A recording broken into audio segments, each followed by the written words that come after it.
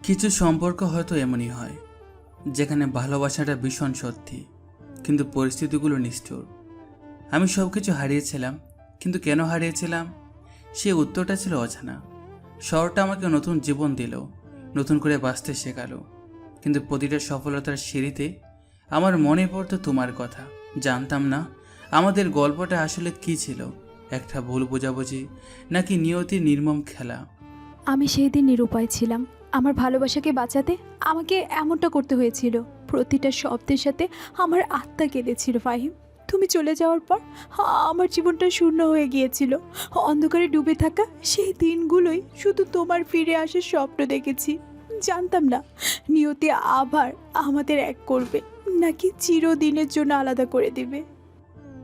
যেদিন আমাকে অপমান করে গ্রাম থেকে বের করে দেওয়া হয়েছিল, সেদিনে আমি শপথ নিয়েছিলাম ফিরব, কিন্তু অন্য রূপে, নিজের জন্য। আর যে ভালোবাসার জন্য আমাকে ত্যাগ স্বীকার করতে হয়েছিল তার জন্য। এই শহর আমাকে সুযোগ দিয়েছে, শক্তি দিয়েছে, কিন্তু সেই রাতের স্মৃতি, তোমার অস্বীকারোক্তি, কথাগুলো, সেগুলো আমাকে প্রতি মুহূর্তে তাড়িয়ে বেড়াচ্ছে। আমি জানতাম তুমি নির্দোষ। আমার প্রতিটি শ্বাস প্রশ্বাস তোমার নাম ধরে রেখেছে। সমাজের ভয়, পরিবারের সম্মানের অজুহাতে আমাকে বাধ্য করা হয়েছিল ভালোবাসাকে বলি দিতে। সেই স্মৃতি আমাকে দিনের পর দিন কুরে কুরে খেয়েছে।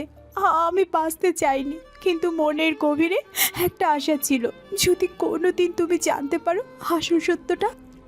কি আছে তাদের গল্পে জানতে হলে আমার সাথেই থাকুন। আস্তে ধীরে সব বুঝিয়ে দিচ্ছে। চলুন শুরু করি। গল্পটা শুরু হয় গ্রামের পিচ ঢালা রাস্তার এক মোড় থেকে। পুরনো টিনের ছাউনি দেয়া একটি ছোট্ট সিডি দোকান। সকালের নরম আলোয় দোকানের তাকে ঝকঝকে সিডিগুলো ঝলমল করছে। আশেপাশে চটপটি আর ফুচকার ঠেলা গাড়িগুলো সবে খুলছে। বিক্রেতাদের হাঁক ডাক শোনা যাচ্ছে। দোকানের কর্মচারী ফাহিম, বয়স তার 18, সাদামাটা গেঞ্জি লুঙ্গি পরা, আত্মবিশ্বাসী চোখে নতুন সিডি সাজাচ্ছে। পরম যত্নে প্রতিটি সিডি হাতে নিয়ে তাকে রাখছে আর গুনগুন করে গাইছে নতুন কোনো জনপ্রিয় গানের সুর। একজন মধ্যবয়সী লোক বাজারের ব্যাগ হাতে দোকানের সামনে এসে দাঁড়ালো। কিরে ফাহিম, আজ কি নতুন কালেকশন এসেছে? বাড়িতে বউ কদিন ধরে নতুন সিনেমার সিডি চাইছে, দিতে পারিনি। ফাহিম সিডি সাজানো থামিয়ে মাথা তুলে, তার মুখে একটা আন্তরিক হাসি ফুটে ওঠে। সে নিজের প্যান্টের পকেট থেকে একটা ময়লা কাপড় বের করে হাতের ধুলো ঝেড়ে ফেলে। আসসালামু আলাইকুম চাচা। আরে বাপরে, আপনি এসেছেন আর নতুন কিছু থাকবে না? তা কখনো হয় নাকি? আজকের কালেকশনটা তো একদম ফাটাফাটি, একদম লেটেস্ট রিলিজ সব। চাচি তো দেখে মুগ্ধ হয়ে যাবে। আপনার পছন্দ যে কি দারুণ সেটাও সবাই জানে। তাই নাকি? দেখি তাহলে কি আছে নতুন। তবে একটা ভালো দেখে দিস। গতবার একটা সিডি দিয়েছিলি, সেটার প্রিন্ট ভালো ছিল না। পরে তোর চাচি এমন বকা দিল যে কি আর বলবো। ফাহিম হাসে, তার হাসিতে একটা সহজ সরলতা আছে। সে চট করে সেলফ থেকে কয়েকটা সিডি টেনে নেয়, যেগুলো প্যাকেটের গায়ে নতুন সিনেমার পোস্টার সাঁটানো।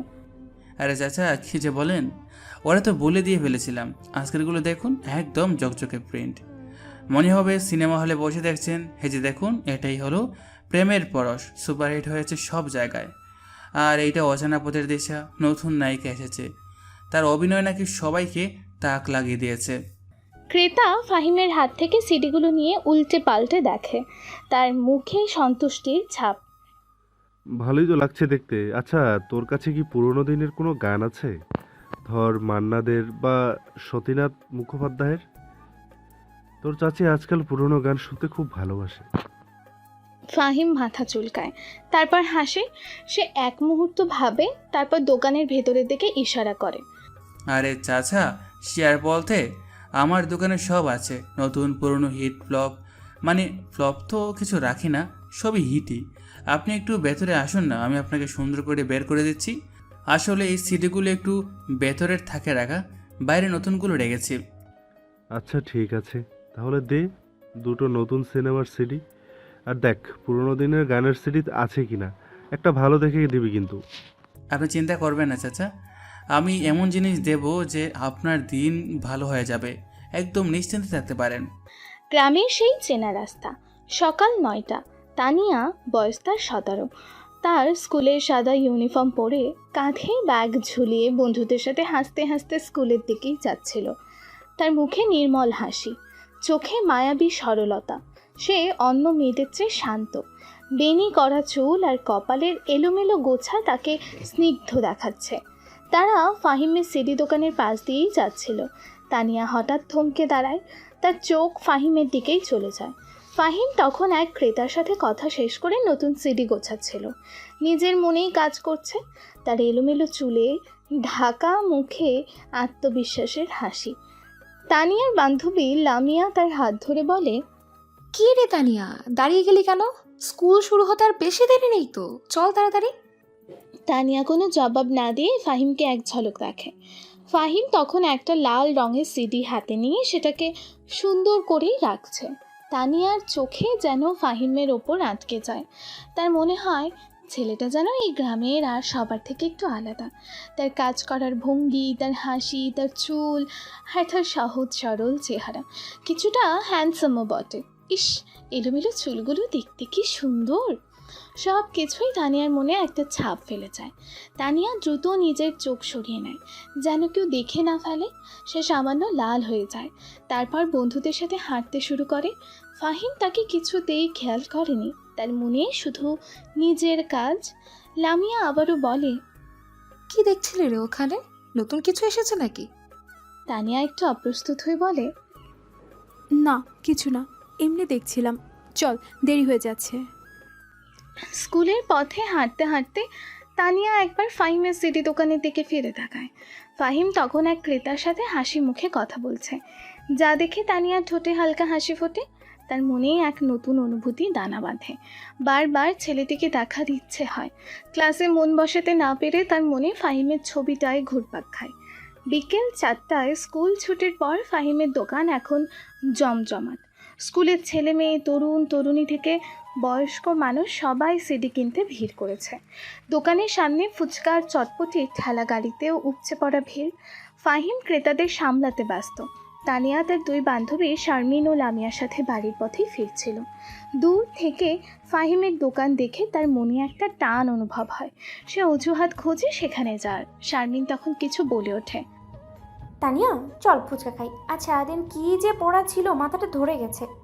লামিয়া বলে, হ্যাঁ রে, চল, আজ মন ভরে ফুচকা খাবো। তানিয়া হঠাৎ দাঁড়িয়ে পড়ে। তোরা যা, আমার একটু দোকানে কাজ আছে। শারমিন আশ্চর্য হয়ে বলে, দোকানে কাজ? কোন দোকানে? তুই তো কখনো দোকানে যাস না। না মানে, আমার একটা নতুন গানের সিডি দরকার ছিল। মা কয়দিন ধরে একটা রবীন্দ্রসঙ্গীতের সিডি খুঁজতে বলেছেন। পুরনোটা নাকি বাজে। চল, ওই সিডির দোকানটাতে যাই। আরে বাবা, রবীন্দ্রসঙ্গীতের সিডি? তুই তো গানই শুনিস না। তানিয়া একটু রেগে যাওয়ার ভান করে। শুনবো না কেন? মা শুনতে বললে শুনবো না? তোরা কি যাবি নাকি আমি একাই যাব? শারমিন আর লামিয়া একে অপরের দিকে তাকায়, তারপর হেসে ফেলে।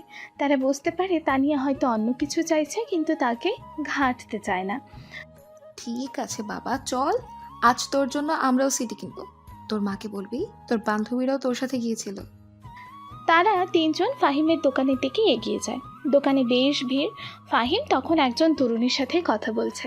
তাকে একটা নতুন বাংলা সিনেমার সিডি দেখাচ্ছে।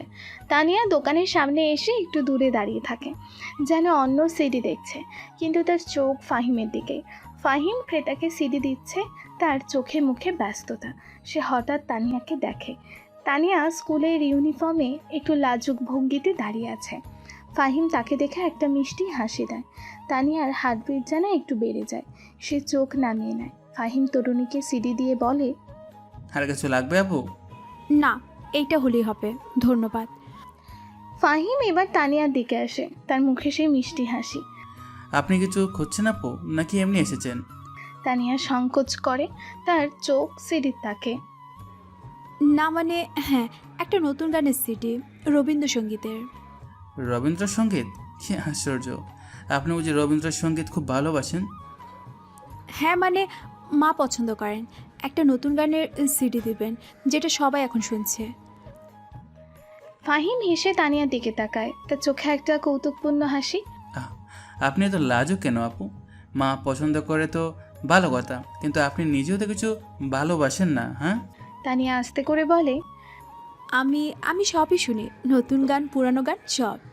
তাহলে এটা নিন, স্বপ্নজাল সিনেমার গানগুলো খুব ভালো হয়েছে, নতুন রিলিজ হয়েছে, সবাই নিচ্ছে। ফাহিম একটা সিডি বের করে তানিয়ার হাতে দেয়। তানিয়া সিডিটা হাতে নিয়ে দেখে তার আঙুলগুলো ফাহিমের আঙুল ছুঁয়ে যায়। তানিয়া একটু কেঁপে ওঠে। ফাহিমও হয়তো সেটা অনুভব করে। আচ্ছা, এটার দাম কত? 70 টাকা আপু, একদম ন্যায্য দাম। তানিয়া ব্যাগ থেকে টাকা বের করে ফাহিমের হাতে দেয়। তাদের হাত আবারও ছুঁয়ে যায়। তানিয়া মুখে একটা হালকা হাসি ফোটে। আচ্ছা ঠিক আছে, ধন্যবাদ। ধন্যবাদ আপু, আবার আসবেন কিন্তু, হ্যাঁ? নতুন নতুন সব সিডি আসে। তানিয়া লজ্জা পেয়ে বলে। আচ্ছা ঠিক আছে। তানিয়া সিডি নিয়ে বন্ধুদের দিকেই হেঁটে যায়। শারমিন আর লামিয়া অবাক হয়ে তাদের দেখছিল। শারমিন বলে, কিরে, রবীন্দ্রসঙ্গীত কিনতে গিয়ে নতুন সিনেমা সিডি কিনলি? তানিয়া হাসতে হাসতে বলে, আরে বাবা, কি করব, ফাহিম বলল এটা নাকি সবার সেরা এখন কালেকশন, তাই নিয়ে নিলাম। ফাহিম, তুই তো ছেলেটার নামও জানিস দেখছি, ব্যাপারটা কি? তানিয়া লজ্জা পেয়ে বলে। আরে চুপ কর, চল তোদের ফুচকা খাওয়াতে নিয়ে যাই। তানিয়া বন্ধুদের নিয়ে দ্রুত দোকানের সামনে থেকে চলে যায়। ফাহিম তাদের চলে যাওয়া দেখতে থাকে। তার মুখে একটা মৃদু হাসি লেগে থাকে। সে জানে এই মেয়েটি শুধু সিডি কিনতে আসেনি। পরের দিন বিকেলে ফাহিমের দোকানে ভিড় একটু কম। সে একটা খাতা নিয়ে হিসেব করছে। তার মুখে চিন্তার রেখা। মাঝে মাঝে সে বাইরে তাকিয়ে দেখছে। তানিয়া আজ সে স্কুল ইউনিফর্মে নেই। তার পরনে একটা সুন্দর দামি এমব্রয়ডারিড পলি ব্লেন্ডেড সালোয়ার কামিজ। সে একটু ধীরে ধীরে ফাহিমের দোকানের দিকে আসে। তার চোখে মুখে একটু দুষ্টুমি আর কৌতুক। ফাহিম খাতা থেকে মুখ তুলে তানিয়াকে দেখে। তার মুখে একটা উজ্জ্বল হাসি ফুটে ওঠে। আর আপু, আপনি আজ এত তাড়াতাড়ি চলে এলেন যে? আজকে রবীন্দ্রসঙ্গীতের নতুন সিডি চাইছে? তানিয়া তার মুখে একটা দুষ্টুমি ভরা হাসি হেসে বলে, রবীন্দ্রসঙ্গীতের আপনার দোকানে কি ওসব পাওয়া যায় নাকি? আমার তো মনে হয় আপনার দোকানে শুধু পুরনো গান থাকে, নতুন গান তো আসে না। ফাহিম হেসে ফেলে। তানিয়ার এই দুষ্টুমিতে সে খুব মজা পায়।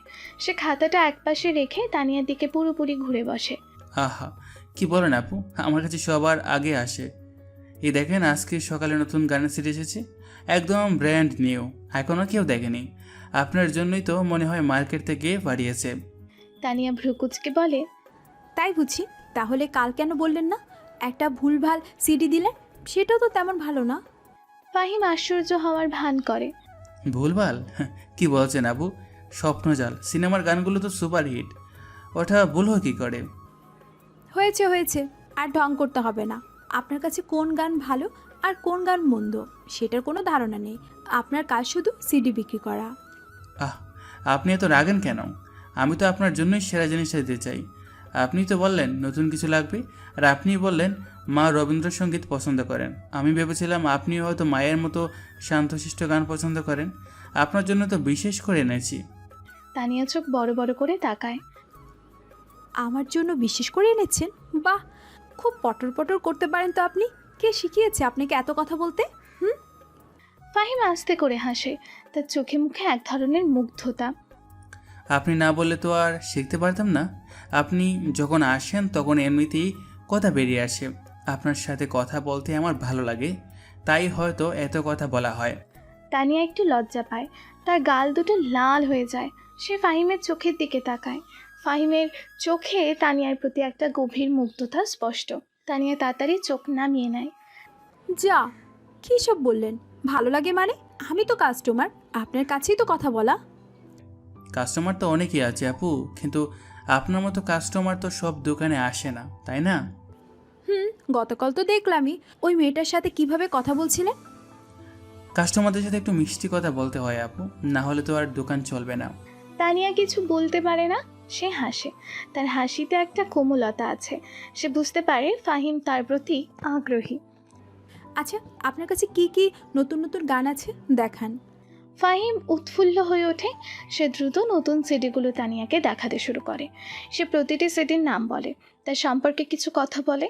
তানিয়া মনোযোগ দিয়েই শোনে, কিন্তু তার মন আসলে ফাহিমের দিকে। তার মনে একটা অজানা ভালো লাগা তৈরি হচ্ছে। সে বুঝতে পারছে ফাহিম তার কাছে শুধু একজন সিডি বিক্রেতা নয়, তার চেয়েও বেশি কিছু। এইটা দেখুন, ভালোবাসার অঙ্গীকার। নতুন নায়ক নায়িকা কিন্তু গানগুলো একদম মন চেয়ে যাবে। আর এটা হলো তুমি এলে জীবনে, একদম রোমান্টিক গান, শুনলে আপনার মনে হবে কেউ বাসে আছে। তানিয়া সিডিগুলো দেখতে দেখতে হাসে। আপনি বুঝি সব রোমান্টিক গানই বেশি ভালোবাসেন? হুম হুম। হ্যাঁ, মানে রোমান্টিক গানগুলো শুনলে মনটা ভালো থাকে। আর আজকাল তো ভালোবাসার গানই বেশি চলে আপু। হুম, আচ্ছা ঠিক আছে, এই তুমি এলে জীবনে সিডিটাই দেন, শুনবো কেমন লাগে। ফাহিম সিডিটা তানিয়ার হাতে দেয়, তানিয়া টাকা দেয়, তাদের হাত আবারও ছুঁয়ে যায়, এবার যেন একটু বেশি সময় ধরে। আশা করি আপনার ভালো লাগবে আপু, না লাগলে কাল এসে ফেরত দিয়ে যাবেন। তানিয়া হাসি মুখে বলে। ফেরত দেবো কেন? আপনার পছন্দের গান নিশ্চয়ই ভালো হবে।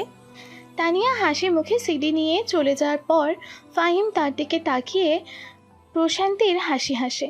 তার মনে নতুন সম্পর্কের স্বপ্ন দানা বাঁধে। পরের দিন সকালে স্নিগ্ধ আলোয় ঢাকা দোকানে ফাহিম একা বসে খবরের কাগজ পড়ছিল, কিন্তু তার চোখে ছিল চিন্তার ছাপ, যেন সে কারো অপেক্ষায়। ঠিক 8:30টায় স্কুলের ইউনিফর্মে বই হাতে তানিয়াকে ধীর পায়ে দোকানের দিকে আসতে দেখে। ফাহিম খবরের কাগজ নামিয়ে রাখে, তার মুখে পরিচিত হাসি ফুটে ওঠে। আসসালামু আলাইকুম আপু, সকালে স্কুলে যাচ্ছেন বুঝি? আজকাল খুব সকালে বের হন দেখছি। তানিয়া ফাহিমের দিকে তাকিয়ে লাজুক হাসে। সে দোকানের সামনে এসে দাঁড়ায়। হ্যাঁ, সকালবেলা বের হয়েছি, কারণ বের হতে হচ্ছে। আপনি কেমন আছেন?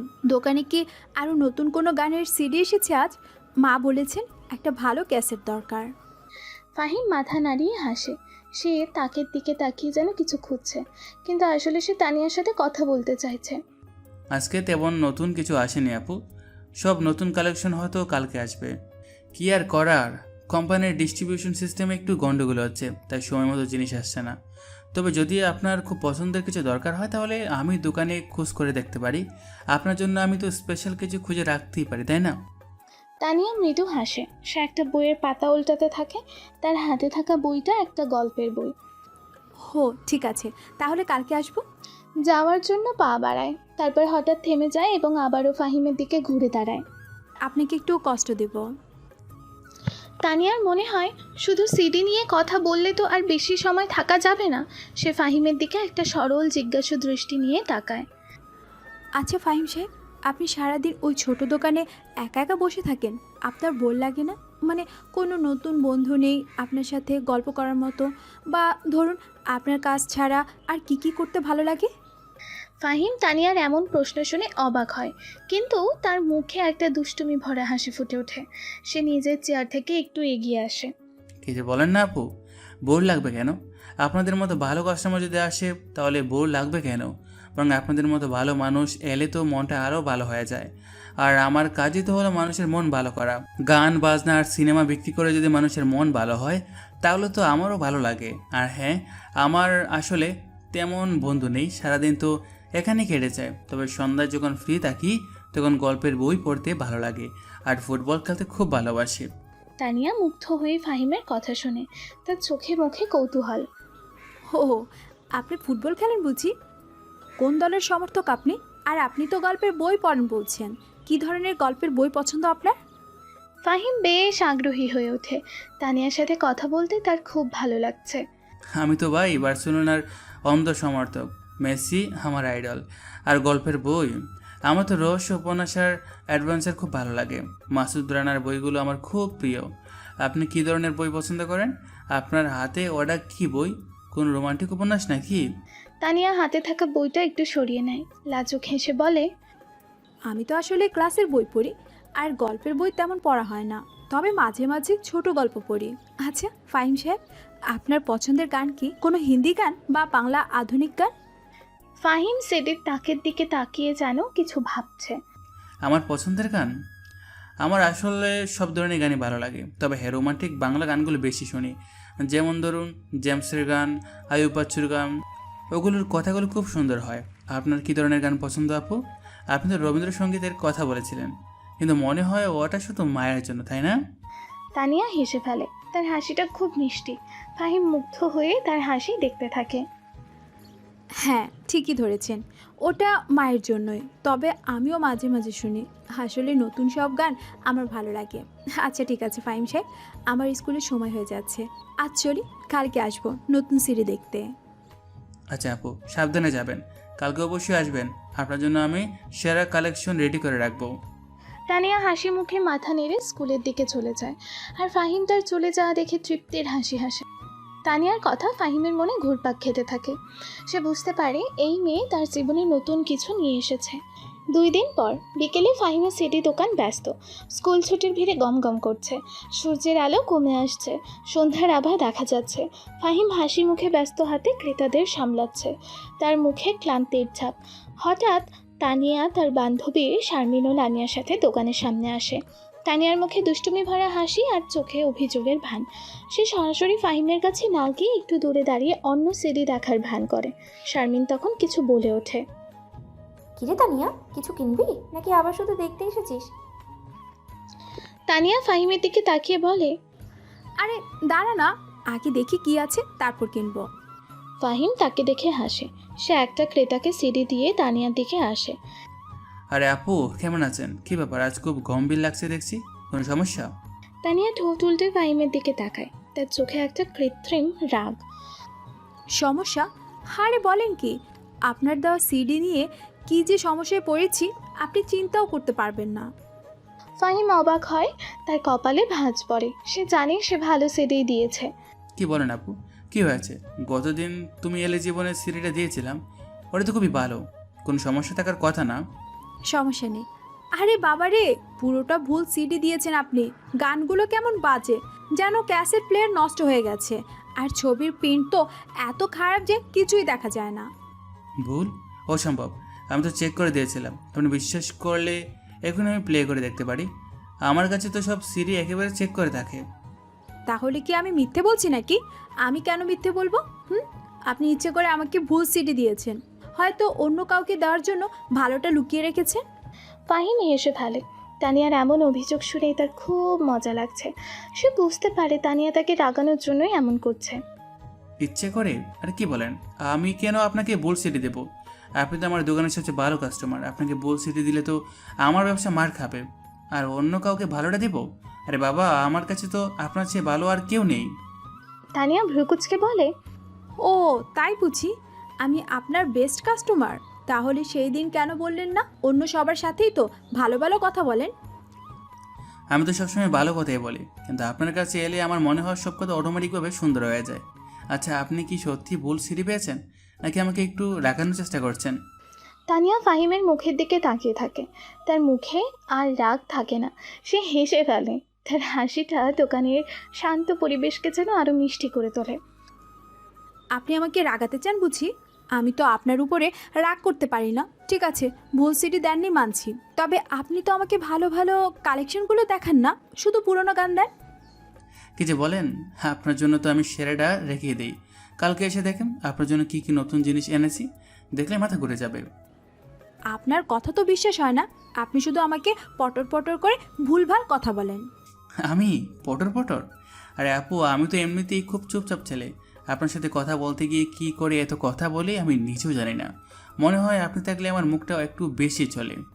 তানিয়া হেসে দেয়। তার বান্ধবী শারমিন আর লামিয়াও তাদের খুনসুটি শুনে হাসছিল।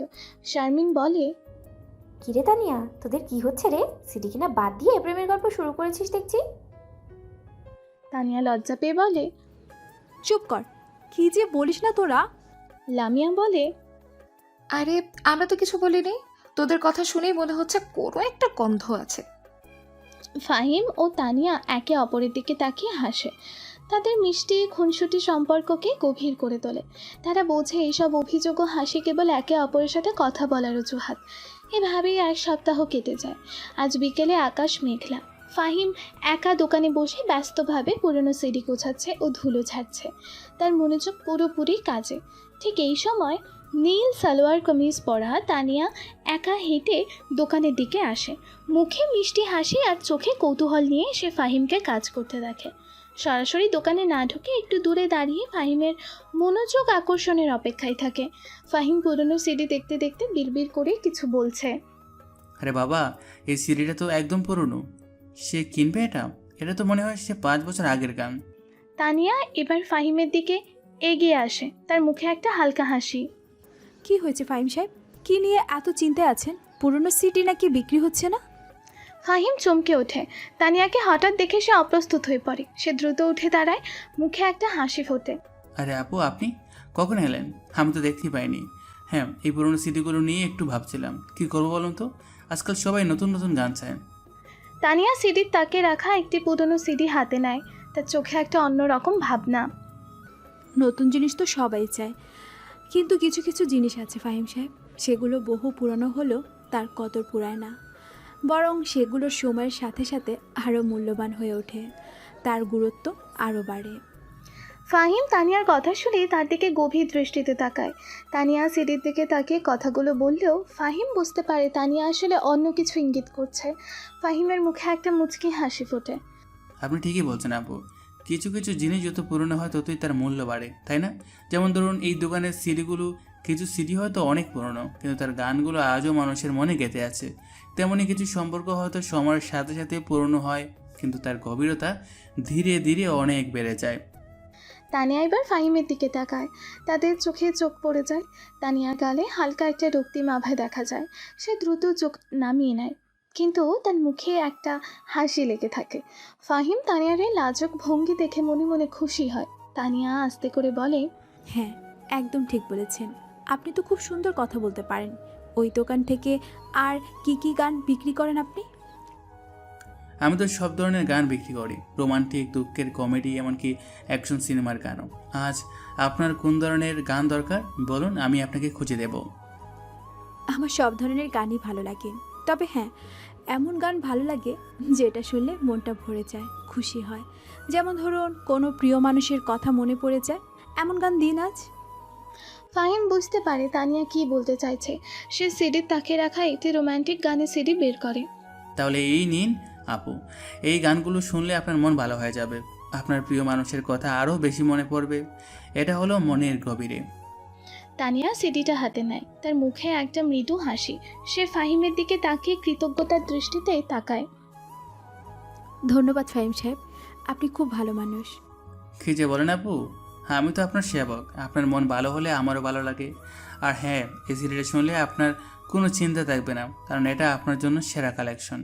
এই গানে আপনি আপনার প্রিয় মানুষটাকে অনুভব করতে পারবেন। তানিয়া সিডি নিয়ে কিছু টাকা দিলে ফাহিমের সাথে তার হাত ছুঁয়ে যায়, যা দুজনের কাছে অর্থপূর্ণ মনে হয়। সিডি নিয়ে লাজুক হেসে তানিয়া চলে গেলে ফাহিমের মুখে গভীর তৃপ্তির হাসি ফোটে। এভাবেই 1 মাস কেটে যায়। তাদের সম্পর্ক আরও ঘনিষ্ঠ হয়। এক সন্ধ্যায় ফাহিম দোকানে ঝাঁপ ফেলে ভেতরের কাজ শেষ করে বাইরের কাজ করছিল। গ্রামের রাস্তা ফাঁকা, রাতের নীরবতা নেমে আসছে, কেবল 2-1টি রিকশার শব্দ শোনা যাচ্ছে। ফাহিম যখন ঝাঁপ তালা দিতে যাচ্ছিল তখন হঠাৎ তানিয়াকে একা হেঁটে দোকানের দিকে আসতে দেখে। সাদা সালোয়ার কামিজ পরা তানিয়া লাজুক ভঙ্গিতে আসছিল, যেন ফাহিমের সাথে দেখা করার অজুহাত খুঁজছে। ফাহিম তাকে দেখে তালা লাগানো থামিয়ে দেয়। আরে আপু, আপনি এত রাতে কিছু লাগবে নাকি? আমি তো দোকান বন্ধ করে দিচ্ছিলাম। তানিয়া ফাহিমের দিকে তাকিয়ে লাজুক হাসে। সে দোকানের সামনে এসে দাঁড়ায়, কিন্তু ভেতরে ঢোকে না। না মানে, আমি ভাবছিলাম আজ সারাদিন কি কি হলো, মানে আপনার দোকান কেমন চলছে সেটাই জানতে এলাম। ফাহিম হাসে। তানিয়ার এই মিষ্টি অজুহাতটা তার খুব ভালো লাগে। সে তালা লাগানো বন্ধ করে দেয় এবং তানিয়ার দিকে পুরোপুরি ঘুরে দাঁড়ায়। আপনি আমার দোকানে খোঁজ নিতে এসেছেন? আমি তো ধন্য হয়ে গেলাম। কি বলবো আপু, আজ সারাদিন তো ভালোই চললো, অনেক কাস্টমার এসেছিল, আর আপনি এলেন বলে তো আমার দিনটা আরও ভালো হয়ে গেল। তানিয়া ফাহিমের কথা শুনে একটু লজ্জায় পায়। সে মাথা নিচু করে, কিন্তু তার মুখে একটা হাসি লেগে থাকে। তার হার্টবিট যেন একটু দ্রুত চলছে। যা কি যে বলেন, আমি আর কি করলাম? আমি তো শুধু মানে আপনার সাথে কথা বলতে আমার ভালো লাগে তাই এলাম। ফাহিম তানিয়ার দিকে 1 পা এগিয়ে আসে। তাদের মাঝে এখন খুব কম দূরত্ব। ফাহিমের চোখে তানিয়ার প্রতি গভীর ভালোবাসা ফুটে উঠেছে। তানিয়াও তার দিকে তাকায়, তার চোখেও একই রকম অনুভূতি। তারা দুজনেই কিছুক্ষণ নীরব থাকে। তাদের চোখে চোখ পড়ে থাকে। কোনো কথা নেই, শুধু নীরবতা। কিন্তু এই নীরবতা যেন হাজারো কথা বলে যায়। তাদের চোখের তারায় একে অপরের প্রতি ভালোবাসা, মুগ্ধতা আর একটা গভীর টান স্পষ্ট হয়ে ওঠে। ফাহিম নিচু স্বরে প্রায় ফিসফিস করেই বলে, তানিয়া। ফাহিম। অজান্তেই ফাহিম তানিয়ার হাত আলতো করে ধরে। তানিয়াও তার হাত সরিয়ে না নিয়ে ফাহিমের হাতের মধ্যে গভীর করে মিশিয়ে দেয়। তাদের হাতের স্পর্শে মিষ্টি শিহরণ বয়ে যায়। রাতজাগা পাখির ডাক আর হালকা বাতাসে তাদের চুল দোলে। চারপাশে সব কিছু যেন থেমে যায়। এই মুহূর্তে শুধু ফাহিম আর তানিয়া। তানিয়া ফাহিমের দিকে তাকায়, তার চোখে ভালোবাসার জল চিকচিক করছে। ফাহিমের চোখেও একই আবেগ। তারা একে অপরের দিকে তাকিয়ে হাসে। সেই হাসি যেন তাদের মনের সব কথা বলে দেয়। ফাহিম আস্তে করে তানিয়ার হাত ধরে বলে, আমি জানি তুমি আমাকে ভালোবাসো, তাই না? তানিয়া মাথা নাড়িয়ে চোখের জল মুছে বলে, আমি জানি না, কিন্তু তোমার সাথে আমার আমার খুব ভালো লাগে। তোমার কাছে এলে আমার মনে হয় আমি সব চিন্তা ভুলে যাই। আমারও তাই মনে হয় তানিয়া। তুমি থাকলে আমার মনে হয় আমি সব কিছু পেয়ে গেছি। আমি তোমাকে ছাড়া আর কিছু ভাবতে পারি না। তানিয়া ফাহিমের হাত আরও শক্ত করে ধরে। তাদের এই নীরব কথোপকথনই যেন তাদের ভালোবাসার প্রথম ধাপ। তারা দুজনেই বুঝতে পারে তাদের মধ্যে এক গভীর সম্পর্ক তৈরি হয়ে গেছে। তাদের চোখ যেন একে অপরকে আশ্বস্ত করে। কয়েকদিন পর স্কুল ছুটির পর তানিয়া চেনা রাস্তা ছেড়ে এক নির্জন গলি ধরে হেঁটে আসলো। দেখলো ফাহিম বাইসাইকেলের হ্যান্ডেল ধরে অপেক্ষায় আছে। তানিয়াকে দেখেই ফাহিমের ঠোঁটে হাসি ফুটল। তানিয়া একবার ফাহিমের দিকে, একবার ফাঁকা রাস্তার দিকে তাকিয়ে কুণ্ঠিত স্বরে জিজ্ঞেস করলো, তুমি এখানে কেন? ফাহিম ফোন থেকে চোখ তুলে হাসলো। তোমার জন্যই তো অপেক্ষা করছিলাম, ভেবেছিলাম বুঝি আসতে দেরি করবে। তানিয়া কাছে এগিয়ে এলো, ফিসফিস করলো, বলল, আমার ঠিক বিশ্বাস হচ্ছে না তুমি এখানে আসবে। যদি কেউ দেখে ফেলে? আরে বাবা, নির্জন রাস্তা এটা, কে দেখবে? আর দেখলো কি হবে? আমরা তো আর চুরি করছি না। সে দুষ্টুমি করেই হাসলো। তানিয়া মুখ টিপে হাসলো। তবু তুমি না বলেছো এই সপ্তাহে তোমার খুব কাজ, আর এখন দিব্যি এখানে দাঁড়িয়ে আছো? ফাহিম বাইসাইকেল ঠেস দিয়ে রাখে। সে তানিয়ার চোখের দিকে তাকিয়ে বলল, আরে বাবা, কাজের ফাঁকে একটু ব্রেক না নিলে চলে? আর তোমার সাথে দেখা করার জন্য তো আমি যে কোনো কাজ ফেলে রাখতে পারি। তানিয়ার গালে হালকা লালচে আভা ছড়িয়ে পড়ল। দূর, সব সময় খালি এমন কথা। তারা নিচু গলায় কথা বলতে শুরু করলো। ফাহিম জিজ্ঞাসা করলো স্কুলের দিনটা কেমন গেল। তানিয়াও আগ্রহ নিয়ে তার সিডি দোকানের নতুন কালেকশনের কথা শুনছিল। ওই দেখ, তানিয়া না? পরিচিত একটা গলা শুনে তানিয়া চমকে উঠল। সে ঘাড় ঘুরিয়ে দেখলো তার 3-4 বান্ধবী তাদের দিকেই তাকিয়ে আছে, চোখে দুষ্টুমি ভরা হাসি। রিনা তানিয়ার দিকে তাকিয়ে উচ্চস্বরে বলল, কিরে তানিয়া, এটা কে? আমরা তো জানতাম না তোর নতুন বয়ফ্রেন্ড হয়েছে। তানিয়ার মুখ লজ্জায় লাল হয়ে গেল। সে ফাহিমের দিকে একবার তাকালো, তারপর বান্ধবীদের দিকে। চুপ কর তোরা, কিছু না, ও আমার। সে কি বলবে ভেবেই পেল না। সুমি হাসতে হাসতে বলে উঠল, নতুন বয়ফ্রেন্ড নাকি রে? বাকি বান্ধবীরাও হেসে উঠল। ফাহিম অবশ্য হাসছিল, সে মোটেও অপ্রস্তুত ছিল না। তোমার বন্ধুরা বেশ মজার তো। মজারা চাই। তানিয়া ফোঁস করলো। তোরা এখানে কি করছিস? যা এখান থেকে। সে হাত নেড়ে তাদের তাড়িয়ে দিতে চাইলো, কিন্তু বান্ধবীরা ছাড়ার পাত্রে ছিল না। রিনা দুষ্টুমি ভরা চোখে বলল, আহ, আমরা তো শুধু দেখে যাচ্ছিলাম। যা যা, তোরা কথা বল, আমরা গেলাম। এই বলে তারা আবারও হেসে উঠল এবং একটু দূরে গিয়ে দাঁড়িয়ে তাদের দিকে তাকিয়ে টিজ করতে লাগলো। তানিয়া ফাহিমের দিকে ফিরে আগত দৃষ্টিতে তাকালো। সব তোমার জন্য। এখন ওরা স্কুলে গিয়ে কি বলবে কে জানে। ফাহিম হেসে তানিয়ার কাঁধে আলতো করে হাত রাখলো। আরে বাবা, বলুক গে, তাতে কি হয়েছে? আমরা তো আর খারাপ কিছু করছিলাম না। তানিয়া মাথা নিচু করে রইল। এভাবেই তারা লুকিয়ে লুকিয়ে দেখা শুরু করলো। একদিন ফাহিম দোকানে বসে সিডি সাজাচ্ছিল। দরজায় ছায়া পড়ল। তানিয়া ঢুকলো, কিন্তু আজ তার মুখে মিষ্টি হাসি নেই, বরং একটা গোমরা ভাব। কি ব্যাপার, আজ তো দেখি খুব খুশি খুশি। নতুন কোনো কাস্টমার জুটেছে নাকি? তানিয়া ব্যঙ্গের সুরে বলল, 2 হাত বুকের ওপর ভাঁজ করে দরজার সামনেই দাঁড়িয়ে। ফাহিম বিস্মিত হয়ে তাকে দেখছে। কেন, কি হয়েছে? সকাল সকালে তো রাগ নিয়ে এসেছে কেন? সে সিডি সাজানো থামিয়ে পুরোপুরি তানিয়ার দিকেই ঘুরল। তানিয়া এক পা এগিয়ে দোকানের ভেতরে আসে।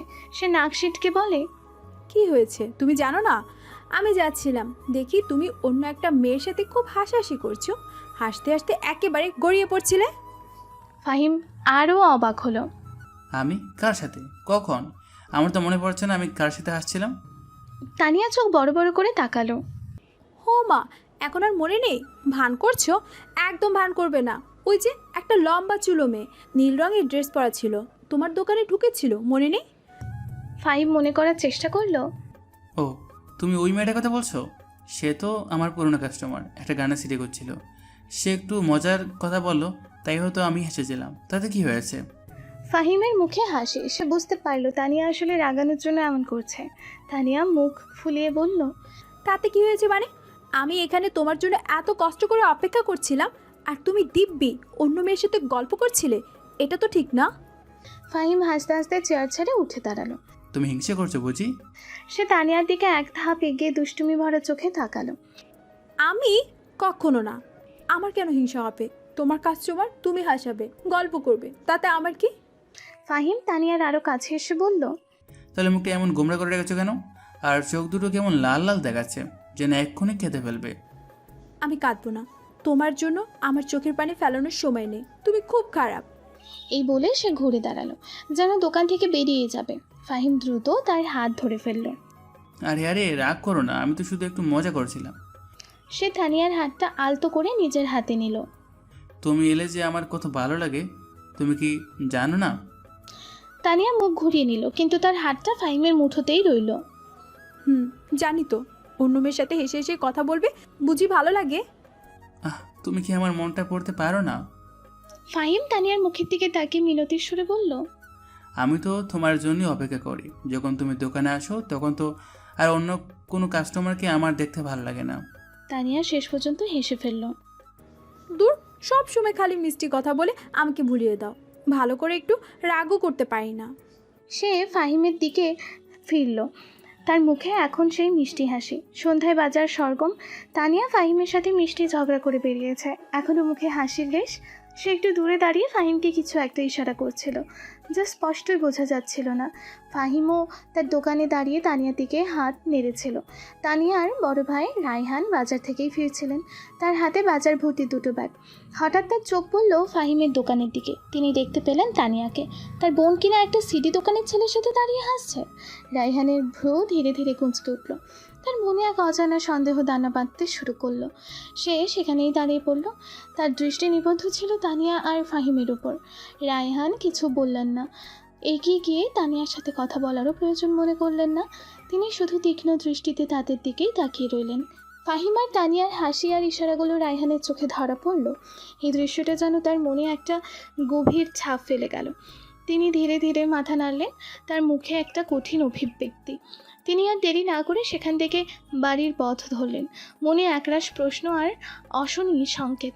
রায়হান বাজার থেকে ফিরেই সরাসরি তার ঘরে চলে গিয়েছিল। তার মুখটা কেমন গম্ভীর, সেই দিকে তানিয়ার খেয়াল ছিল না। রাতের খাবার প্রায় তৈরি, মা তাকে ডাকছেন। তানিয়া তাই উঠোনে এলো, যেখানে তার ভাই রায়হান একটা চেয়ারে বসে মোবাইল দেখছে। ভাইয়া, আজ এত দেরি করলে যে?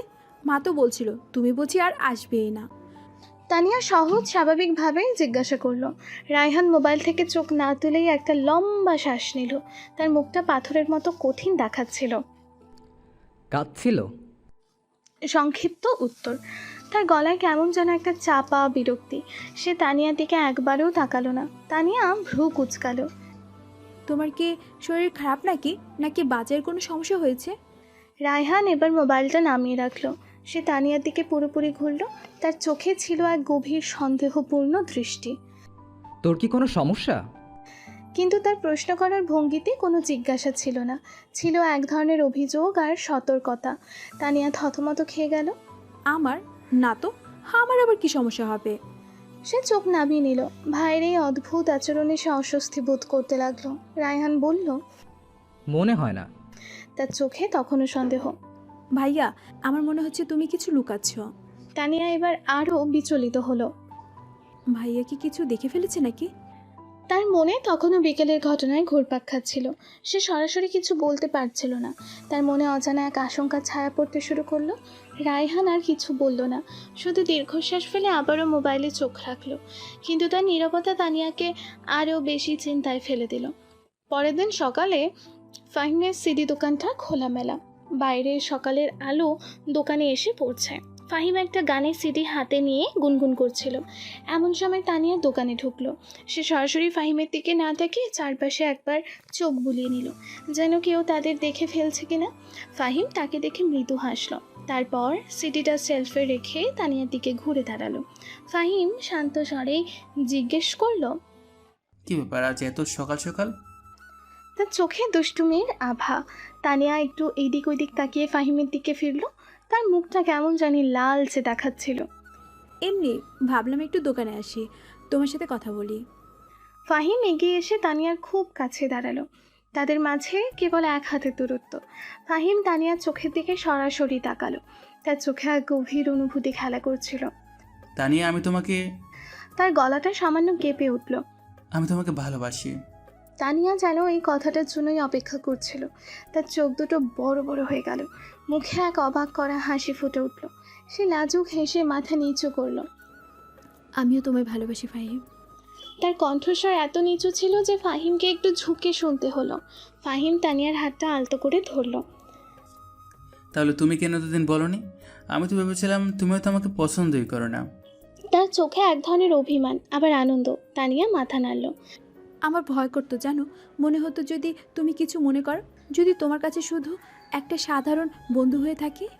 সে ফাহিমের দিকে তাকিয়ে আবার লাজুক হাসলো। তুমি বা কেন বলনি?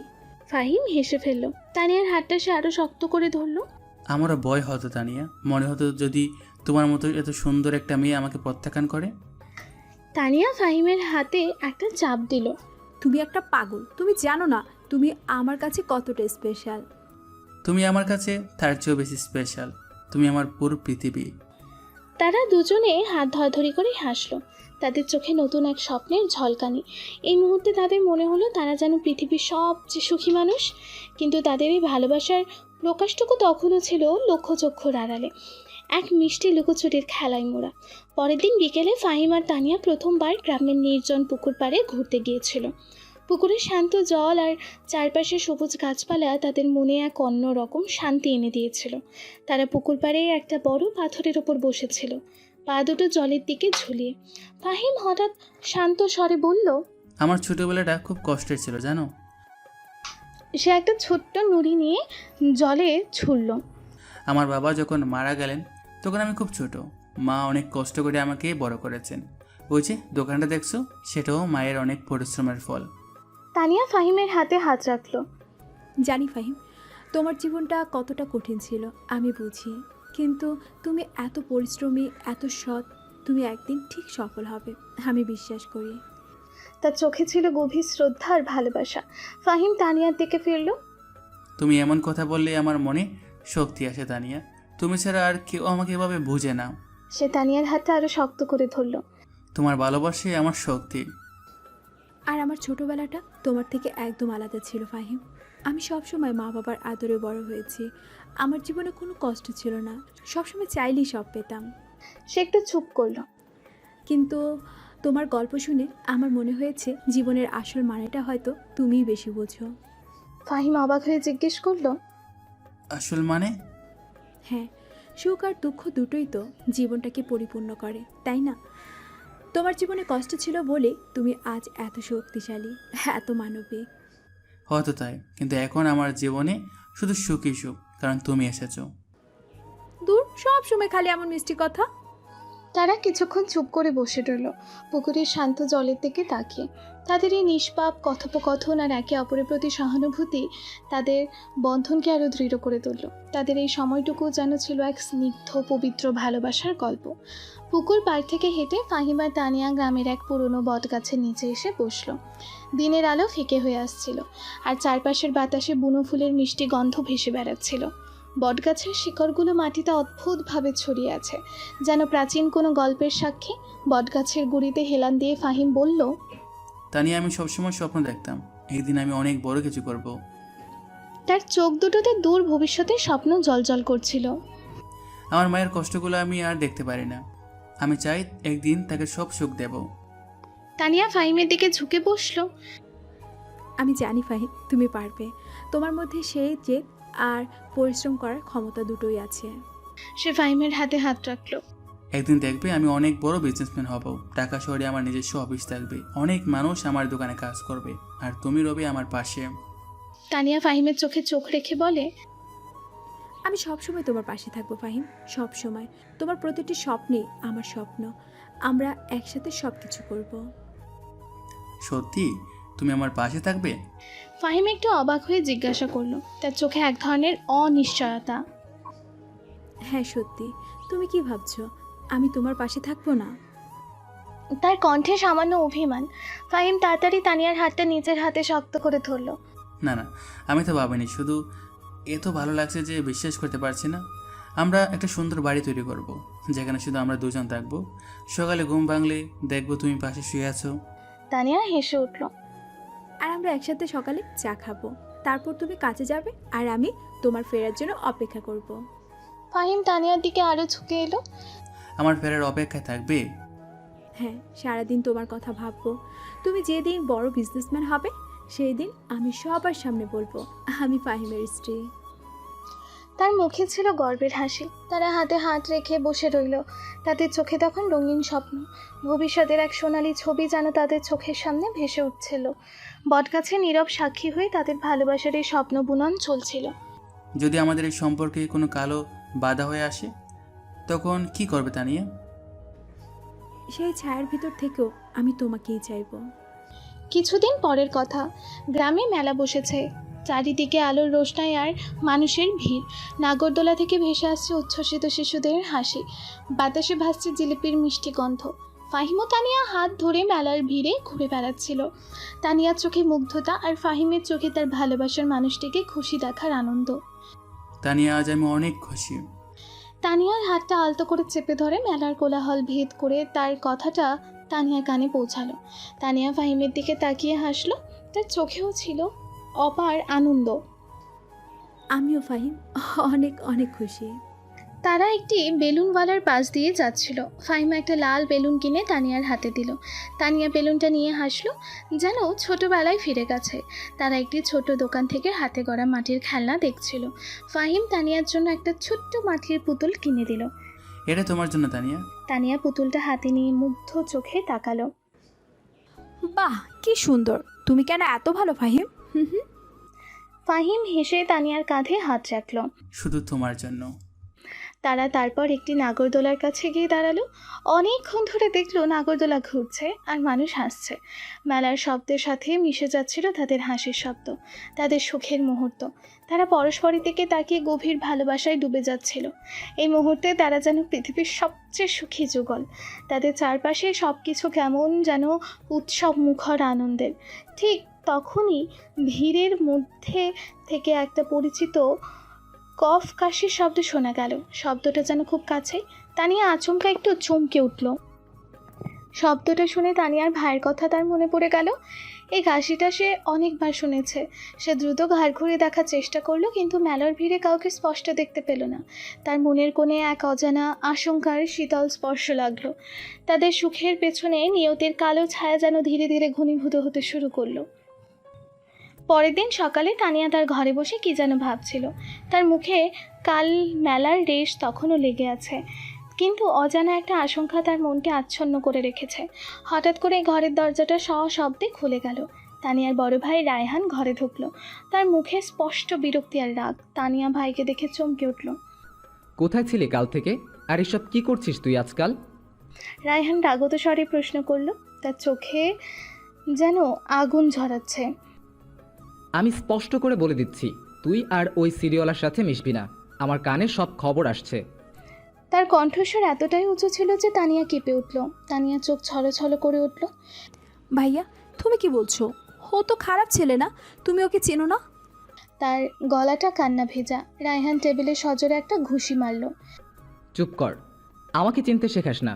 ওর মতো নিচু ঘরের একটা ছেলে আমাদের পরিবারের যোগ্য না। তুই কি জানিস না আমাদের কি সম্মান আছে সমাজে? ওই বস্তির ছেলেটার সাথে মিশলে আমাদের মাথা নিচু হয়ে যাবে। তানিয়া চোখ বড় বড় করে তাকালো। নিচু ঘর, বস্তির ছেলে? তুমি ফাহিমকে চেনো না? ও ভালো ছেলে, ও অনেক পরিশ্রমী। তার কণ্ঠস্বরও এবার জোর পেল, যদিও তাতে ছিল অসহায়ত্ব। রায়হান তীব্র গলায় বলল, আমি কোনো কথা শুনতে চাই না। আমার কথা পরিষ্কার, আজ থেকে তুই ওর আশেপাশেও যাবি না। যদি তোর আর ওর মুখ একসাথে দেখি তাহলে কি হবে তা আমি জানি না। তার চোখ দুটো রাগে লাল হয়ে উঠেছে। তানিয়া আর কিছু বলতে পারল না, তার বুকের ভেতরটা যেন ভেঙে যাচ্ছিল। রায়হান আরও কিছু কড়া কথা বলে ঘর থেকে বেরিয়ে গেল। সজোরে দরজা বন্ধ করে তানিয়া মেঝেতে বসে পড়ল। দুই হাতে মুখ ঢেকে ফুপিয়ে ফুপিয়ে কাঁদতে লাগলো। তার মনটা ভেঙে চুরমার হয়ে গেল। ভালোবাসার ওপর যেন এক কালো মেঘ ঘনিয়ে এলো। তানিয়ার মন খারাপ। ভাইয়ের করা নিষেধ সত্ত্বেও সে ফাহিমের সাথে দেখা করার কোনো ছটফট করছিল। স্কুল থেকে ফেরার পথে সে অন্য রাস্তা ধরল, যেখানে ফাহিম তার জন্য অপেক্ষা করছিল। তানিয়া ফাহিমকে দেখে দৌড়ে তার কাছে চলে এলো। তার চোখে জল, মুখটা ফ্যাকাশে। তানিয়া ফুপিয়ে উঠল। ফাহিম, আমার ভাইয়া সব জেনে গেছে। ও আমাকে তোমার সাথে মিশতে বারণ করেছে, তোমাকে খুব খারাপ কথা বলেছে। ফাহিম তানিয়াকে জড়িয়ে ধরল। শান্ত হও তানিয়া, কি হয়েছে আমাকে বলো। সে তানিয়ার পিঠে হাত বুলিয়ে সান্ত্বনা দিচ্ছিল। তানিয়া কান্না থামাতেই পারছিল না। ও বলেছে তুমি নিচু ঘরের ছেলে, বস্তির ছেলে। ও তোমাকে খুব অপমান করেছে ফাহিম। ফাহিমের মুখ কঠিন হয়ে উঠল। আমাকে অপমান করছে তাতে কি? তুমি আমার পাশে আছো, এটাই তো সব। সে তানিয়ার চোখের জল মুছিয়ে দিল। আমরা সব সামলে নেব তানিয়া, চিন্তা করো না। তারা দুজনে কথা বলছিল যখন হঠাৎ করে কিছু লোকের পায়ের শব্দ শোনা গেল। তানিয়া আর ফাহিম ঘাড় ঘুরিয়ে দেখল।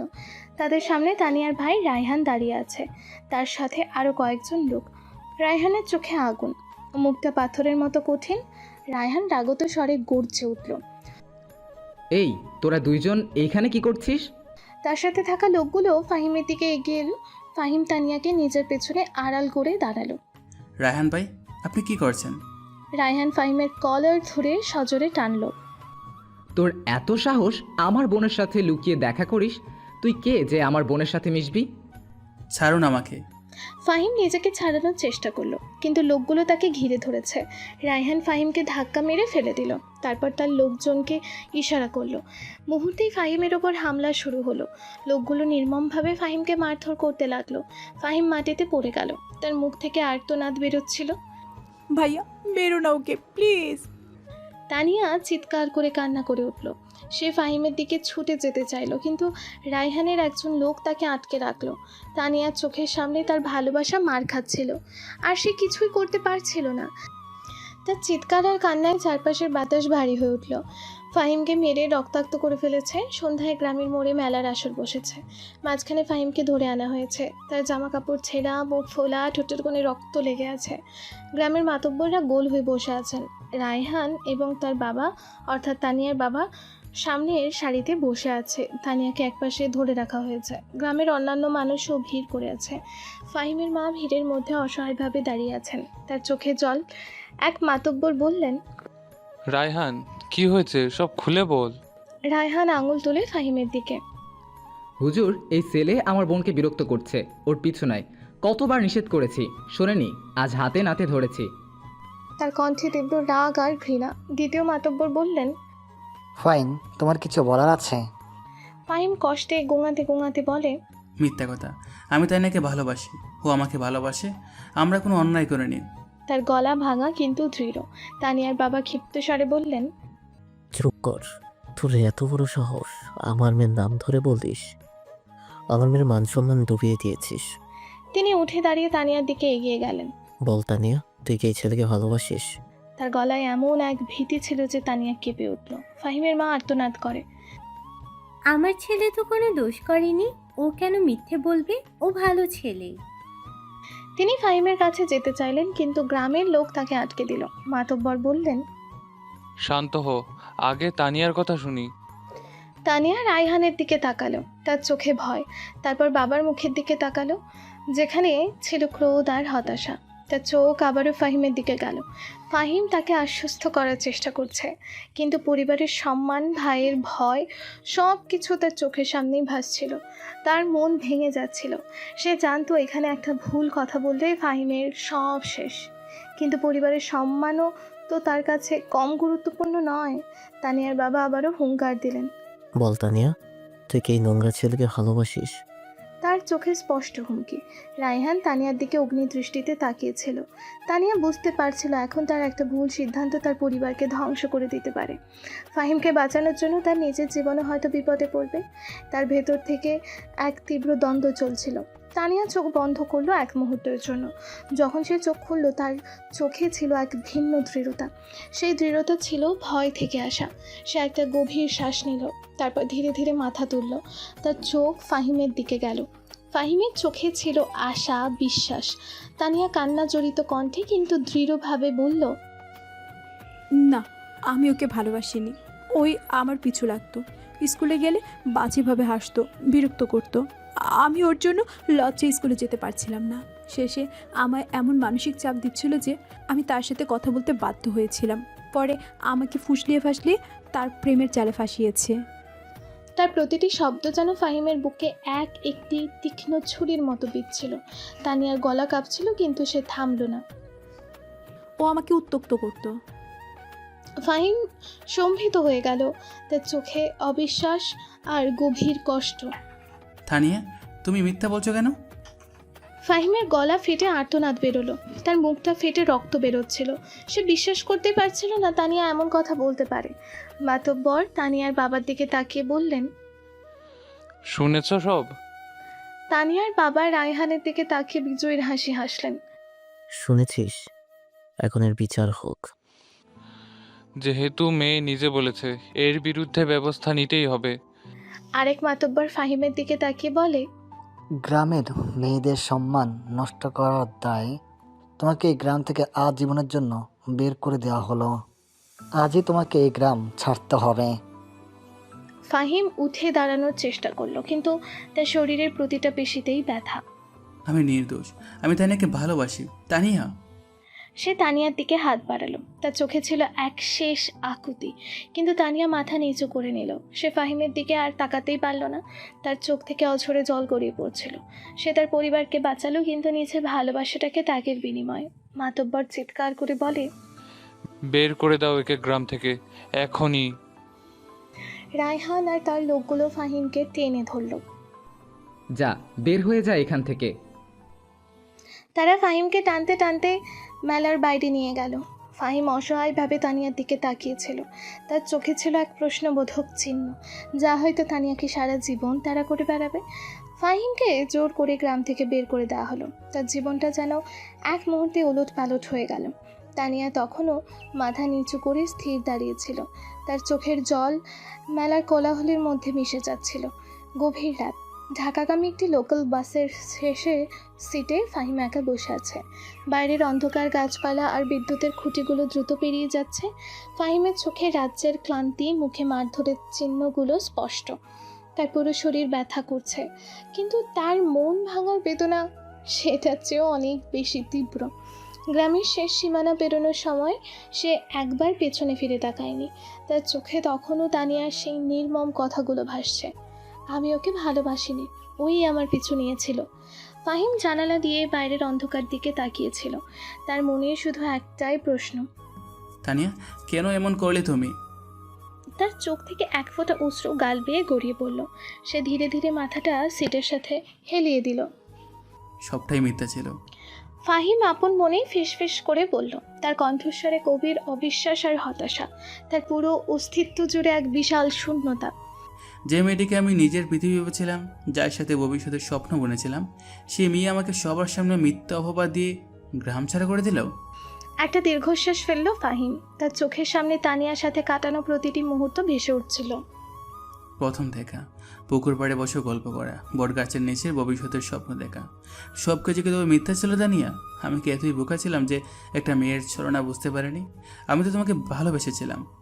ফাহিমের গলা বন্ধ হয়ে গেল, তার চোখে জল ভরে উঠল। সে জানালার কাঁচের দিকে তাকালো, নিজের প্রতিচ্ছবি দেখল। একটা ভাঙা মানুষ, যার সব স্বপ্ন ভেঙে চুরমার হয়ে গেছে।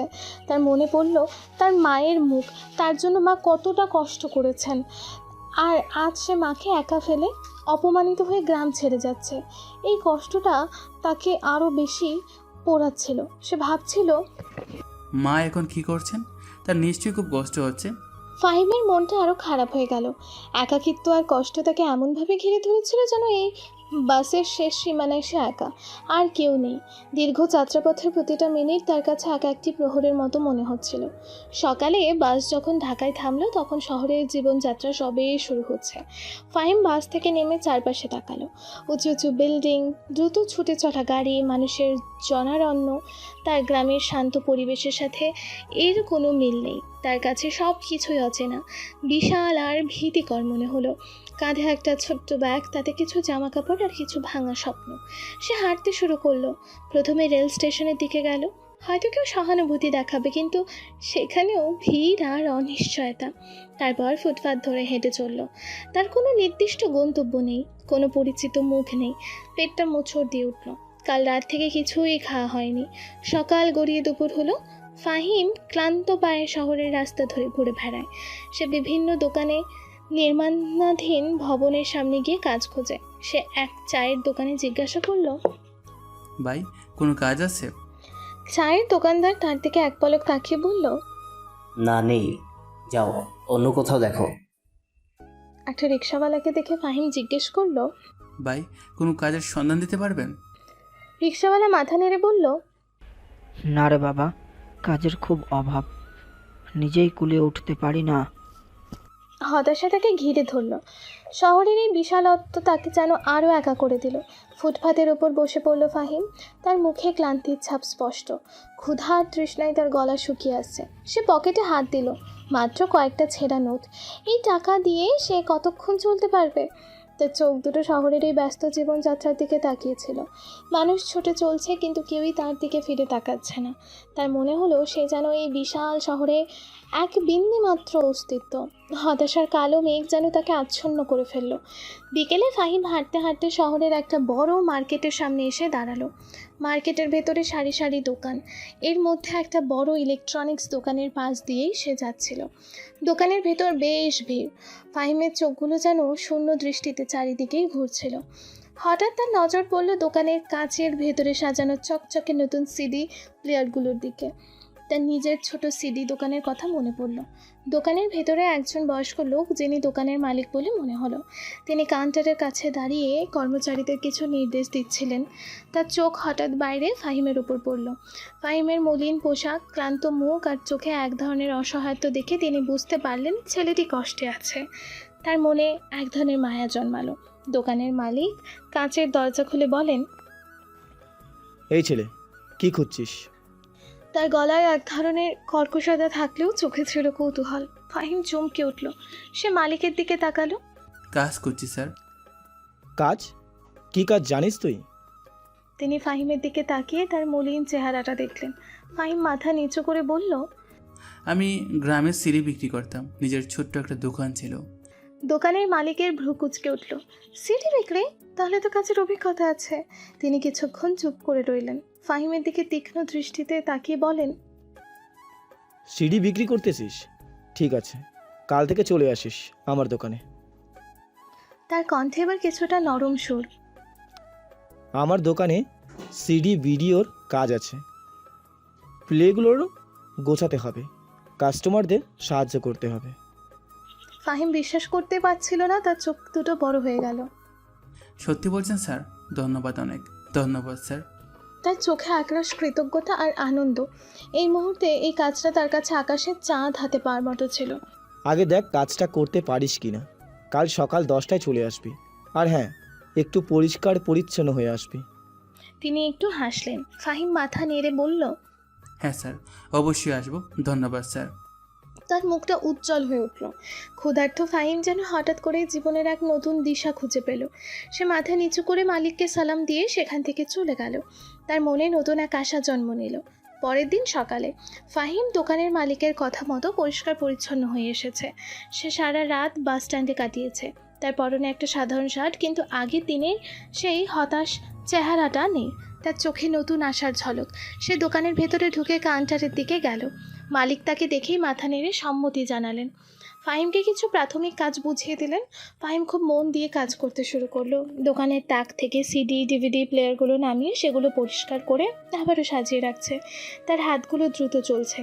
কাজ শেখার আগ্রহ স্পষ্ট। সে কাস্টমারদের সাথেও বিনয়ের সাথে কথা বলছিল। দোকানের একজন কর্মচারী মেয়ে, নাম নিশা। সে পাশেই দাঁড়িয়ে কিছু ইলেকট্রনিক যন্ত্রাংশ সাজাচ্ছিল। সে মাঝে মাঝে ফাহিমের দিকে আর চোখে তাকাচ্ছিল।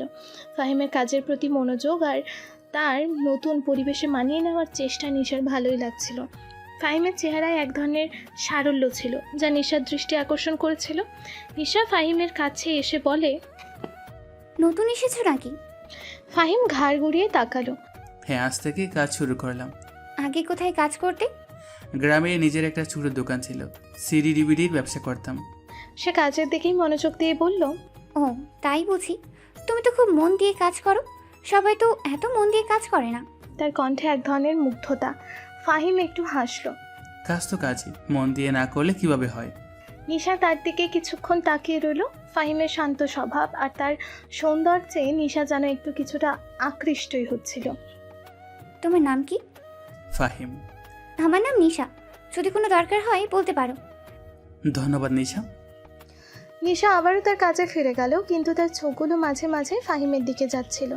ফাহিম তার নতুন কর্মস্থলে প্রথম দিনের মতো দ্রুত মানিয়ে নিচ্ছিল। এই নতুন পরিচিতি হয়তো তার জীবনের নতুন অধ্যায় সূচনা করবে, যেখানে তানিয়াকে ভুলে নতুন করে স্বপ্ন দেখার সুযোগ আসবে। পরের দিন দুপুরে দোকানে তখন কাস্টমারের ভিড় কমে এসেছে। ফাহিম মনোযোগ দিয়ে নতুন আসা ইলেকট্রনিক গ্যাজেটগুলো সাজাচ্ছিল, তার কাজের প্রতি নিষ্ঠা চোখে পড়ার মতো। নিশা পাশেই একটি টেবিলে বসে নিজের টিফিন খাচ্ছিল। সে বারবার ফাহিমের দিকে তাকাচ্ছিল, যেন কিছু বলতে চাইছে। কিছুক্ষণ পর সে তার টিফিন বক্সটা বন্ধ করে ফাহিমের কাছে এগিয়ে এলো। ফাহিম, টিফিন করবে না? এখন তো লাঞ্চ ব্রেক। তার চোখে এক ধরনের মৃদু আগ্রহ। আমার কাছে বিরিয়ানি আছে, খাবে? মা সকালে রান্না করে দিয়েছে। ফাহিম তাকানো ছাড়াই হাত নেড়ে বলল, না নিশা, আমার ক্ষুধা নেই। তার কণ্ঠস্বরে কোনো রুক্ষতা ছিল না, কেবল উদাসীনতা। নিশা টিফিন বক্স হাতে নিয়ে ফাহিমের পাশে এসে দাঁড়ালো। কেন, কোনো সমস্যা? সকাল থেকে তো কিছু খেলেই না, কাজ করতে করতে টায়ার্ড হয়ে যাবে। তার গলার ছিল এক ধরনের উদ্বেগ। ফাহিম এবার নিশার দিকে তাকালো। না কিছু না, এমনি। তার চোখে এক ধরনের চাপা বিষণ্ণতা। তানিয়ার চলে যাওয়াটা তখনও তার মনের গভীরে এক গভীর ক্ষত হয়েছিল। সে মন থেকে ভালো থাকতে পারছিল না। নিশা দীর্ঘশ্বাস ফেলল। তোমার তো আজকাল মুখ শুকিয়েই থাকে। আমি দেখি তুমি সব সময় কেমন যেন অন্য মানুষকে থাকো। সে ফাহিমের কাঁধে আলতো করে হাত রাখলো। কোনো সমস্যা হলে আমাকে বলতে পারো ফাহিম, আমরা তো বন্ধু। ফাহিম কাঁধ থেকে নিশার হাতটা সরিয়ে নিল খুব সাবধানে। ধন্যবাদ নিশা, কিন্তু আসলে কোনো সমস্যা নেই। সে আবারও নিজের কাজে মন দিল। নিশার ভালোবাসার ইশারাগুলো ফাহিম খুব ভালো করে বুঝতে পারছিল, কিন্তু তার মন তখনও তানিয়াতে আটকে আছে। দ্বিতীয় কাউকে ভালোবাসার মতো মন বা শক্তি কোনোটাই তার ছিল না। নিশার এই যত্ন নেওয়াটা তার কাছে অস্বস্তিকর লাগছিল, কারণ সে জানতো যে নিশার অনুভূতির প্রতিদান দিতে পারবে না। নিশা হতাশ হয়ে নিজের জায়গায় ফিরে গেল। ফাহিমের চোখে তখনও তানিয়ার ফেলে যাওয়ার শূন্যতা। সময় এক সপ্তাহ পর এক সন্ধ্যায়, দোকান বন্ধ হওয়ার সময় হয়ে এসেছে। ফাহিম গোডাউনে বসে শেষ কিছু হিসাবপত্র মেলাচ্ছিল। নিশা তখন গোডাউনে ঢুকলো, হাতে একটা ফাহিমের জন্য আনা কফির কাপ। সে ফাহিমের সামনে এসে দাঁড়ালো। ফাহিম হিসাব শেষ করে মুখ তুলতেই দেখলো নিশা তার দিকে এক দৃষ্টিতে তাকিয়ে আছে। নিশার মুখে এক ধরনের দৃঢ় সংকল্প। ফাহিম, আমি তোমার সাথে কিছু কথা বলতে চাই। তার গলাটা একটু কাঁপছিল। হ্যাঁ বলো নিশা, কিছু জরুরি কাজ ছিল। তার মনে হচ্ছিল নিশা হয়তো কাজের ব্যাপারে কিছু বলতে এসেছে। নিশা কফির কাপটা ফাহিমের সামনে রেখে একটু ইতস্তত করলো। তারপর একটা দীর্ঘশ্বাস ফেলে বলল, ফাহিম, আমি তোমাকে পছন্দ করি, শুধুমাত্র একজন বন্ধু হিসেবে নয়, এর চেয়েও বেশি কিছু। তার চোখে স্পষ্ট ছিল ভালোবাসার আবেদন। ফাহিম কফির কাপটা ধরল। তার মুখটা কঠিন হয়ে উঠল। সে নিশার দিকে তাকালো।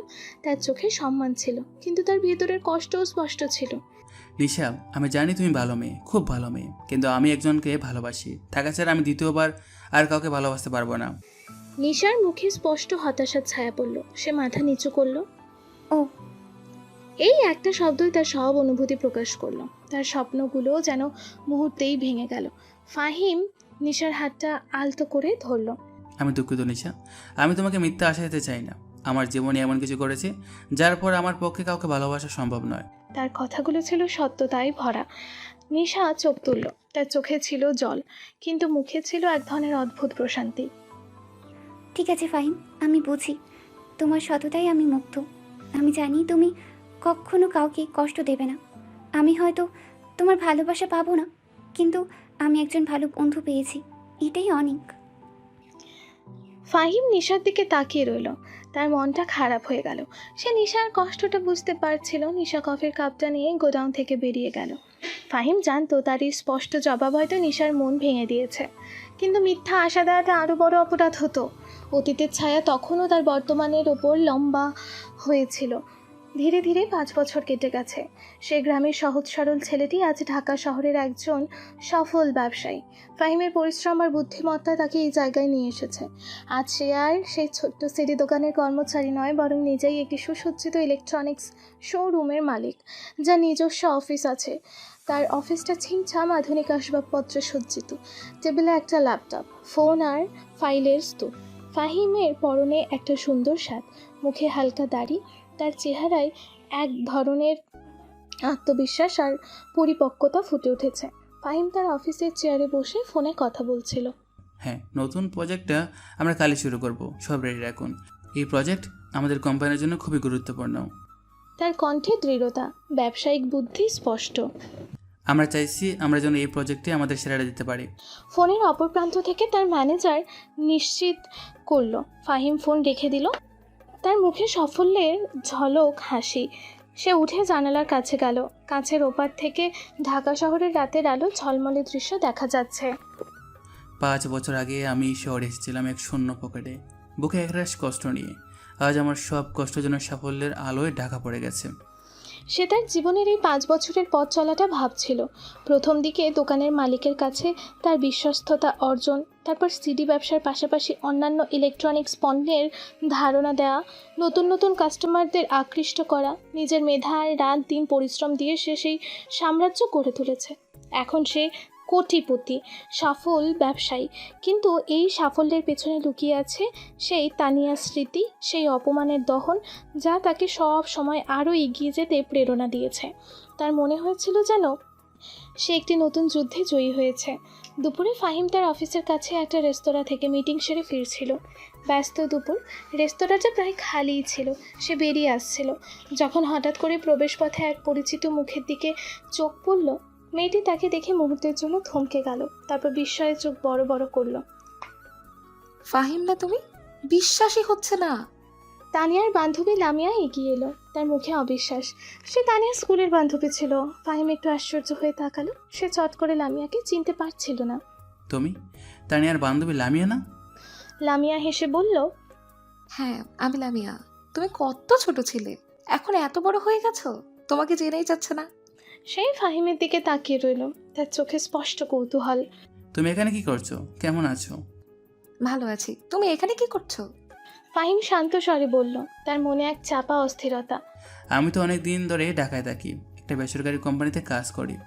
তারপর তার মুখটা কেমন জানি ম্লান হয়ে গেল।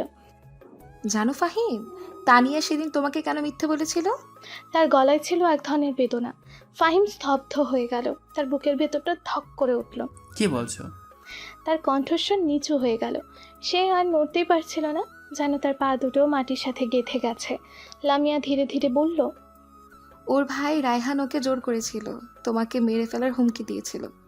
বলেছিল যদি তানিয়া তোমার বিরুদ্ধে কথা না বলে তাহলে তারা তোমাকে মেরে ফেলবে। তাই তানিয়া নিজের ভালোবাসাকে ত্যাগ করে তোমার জীবন বাঁচিয়েছিল। লামিয়ার চোখে জল ছলছল করছিল। সেদিন তানিয়া খুব কেঁদেছিল জানো। সবার সামনে মিথ্যে বলার পর সে বাড়ি ফিরে অনেকক্ষণ কেঁদেছিল। ওর বাবা মাও ওকে কিছু বলতে পারেনি, কারণ ওর ভাই তখন ওদেরও হুমকি দিয়েছিল। ফাহিম কিছুই বলতে পারল না, তার কান দুটো ভো ভো করছিল। তানিয়ার মিথ্যা বলার আসল কারণ, এত বড় একটা সত্য এতদিন তার অজানা ছিল। তার মনে সেদিনের মেলা দৃশ্যটা ভেসে উঠল। তানিয়ার কান্না জড়িত মুখ, তার সেই তীক্ষ্ণ মিথ্যা কথাগুলো। সে ভুল বুঝেছিল, তানিয়া তাকে বাঁচানোর জন্য এত বড় আত্মত্যাগ করেছিল। তার চোখ দুটো ছলছল করে উঠল। অতীতের সব কষ্ট, অভিমান যেন এক মুহূর্তেই ফিকে হয়ে গেল। তার মনটা অনুশোচনায় ভরে উঠল। জানো, তানিয়া তোমার জন্য অপেক্ষা করত। তার এমন একটি রাত যায়নি যে সে কান্না করেনি। মাঝে মাঝে আমি তার কাছে যেতাম, আর গিয়ে দেখতাম সব সময় সে বিছানায় পড়ে থাকতো। সে এখন দেখতেও কেমন যেন হয়ে গেছে। সময় মতো না খেয়ে তার শরীরের অবস্থাও ভালো না। এসব কি বলছো লামিয়া? হ্যাঁ, যা বলছি সব সত্যি। ঠিক আছে, তুমি তো এখানেই থাকো তাই না? আমার আসলে এখনই অফিসে যেতে হবে, তো আমি তোমাকে পরে ফোন করব, তোমার নাম্বার দাও। লামিয়ার নাম্বার নিয়ে ফাহিম চলে যায়। রাতে ফাহিমের অফিসের বিশাল জানালা দিয়ে রাতের ঢাকা শহর দেখা যাচ্ছিল, ঝলমলে আলোয় ভরা শহর, অথচ ফাহিমের ভেতরে পৃথিবীটা তখন অন্ধকার হয়ে আছে। কিছুক্ষণ আগে লামিয়ার বলা কথাগুলো তার কানে প্রতিধ্বনিত হচ্ছিল বারবার। ওর ভাই ওকে জোর করেছিল, আমাকে মেরে ফেলার হুমকি দিয়েছিল। ফাহিম তার চেয়ার ছেড়ে উঠে জানালার ধারে দাঁড়ালো। একসময় তানিয়াকে সে প্রতারক ভেবে ঘৃণা করছিল, আজ সেই তানিয়াকেই তার কাছে পৃথিবীর সবচেয়ে নিঃস্বার্থ মেয়ে মনে হচ্ছে। সে নিজের মনে মনে বিড়বিড় করলো, আমি তানিয়াকে কত ভুল বুঝেছি, কত বড় ভুল। তার মনে পড়লো সেই মেলার দিনের কথা, তানিয়ার কান্না জড়িত মুখটা। তখন সে ভেবেছিল তানিয়া অভিনয় করছে, তাকে অপমান করছে, কিন্তু এখন সে বুঝতে পারছে তানিয়া তখন কত বড় মানসিক যন্ত্রণার মধ্য দিয়ে যাচ্ছিল। সে নিজের জীবন দিয়ে তাকে বাঁচিয়েছিল। আমার জন্য এত কষ্ট করেছে সে। ফাহিম নিজের কপালে হাত রাখলো, তার চোখ দুটো ভিজে আসছিল। সে ভেবেছিল তানিয়া হয়তো স্বার্থপর, পরিবারকে বেছে নিয়েছে, কিন্তু আসলে সে তার জীবন বাঁচাতে এমনটা করেছিল। এই নতুন সত্যটা তাকে একসাথে কষ্ট আর অনুশোচনায় পুড়িয়ে মারছিল। আমি জানি তোমার কতটা কষ্ট হয়েছে তানিয়া, কিন্তু এবার আর এসব লুকোচুরি চলবে না। তার মনে হলো সে যেন তানিয়ার সব দুঃখ নিজের কাঁধে নিয়ে নিতে চায়। এতদিন সে তানিয়াকে ঘৃণা করে যে পাপ করেছে তার প্রায়শ্চিত্ত করতে চায়। তার মনটা তানিয়ার জন্য গভীর সহানুভূতি আর ভালোবাসায় ভরে উঠল। সে নিজেকে প্রশ্ন করল, কি করে পারলাম আমি ওকে ভুল বুঝতে? কি করে? তার ভেতরের কষ্টটা যেন জমাট বেঁধে যাচ্ছিল। সকালে ফাহিম তার অফিসে ব্যস্ত ছিল, কিন্তু তার মনটা ছিল তানিয়ার কাছে। সে লামিয়াকে ফোন করলো। লামিয়া ফোনের ওপাশ থেকে বলল, হ্যাঁ বলো ফাহিম, কি উপকার? প্লিজ তানিয়াকে একবার ঢাকায় আসতে বলো। তার স্বর ছিল অস্থির। লামিয়া একটু ইতস্তত করলো। কিন্তু ও কি আসবে? আর ও আসলে কি বলবো? ওর ভাই তো ওকে ঘর থেকে বেরোতে দিবে না, আর ও যদি জানে তোমার সাথে দেখা করতে হবে তাহলে তো আরো আসতে দিবে না। তুমি ওকে বলো তোমার শরীর খুব খারাপ, জরুরি দরকার, কোনো একটা বড় অজুহাত দাও। আমার কথা একদম বলো না লামিয়া, ও যেন খুনাক করো জানতে না পারে যে আমি এখানে আছি। শুধু ওকে বলো ঢাকায় না এলে তুমি খুব বিপদে পড়বে। লামিয়া কিছুক্ষণ চুপ করে রইল, তারপর বলল,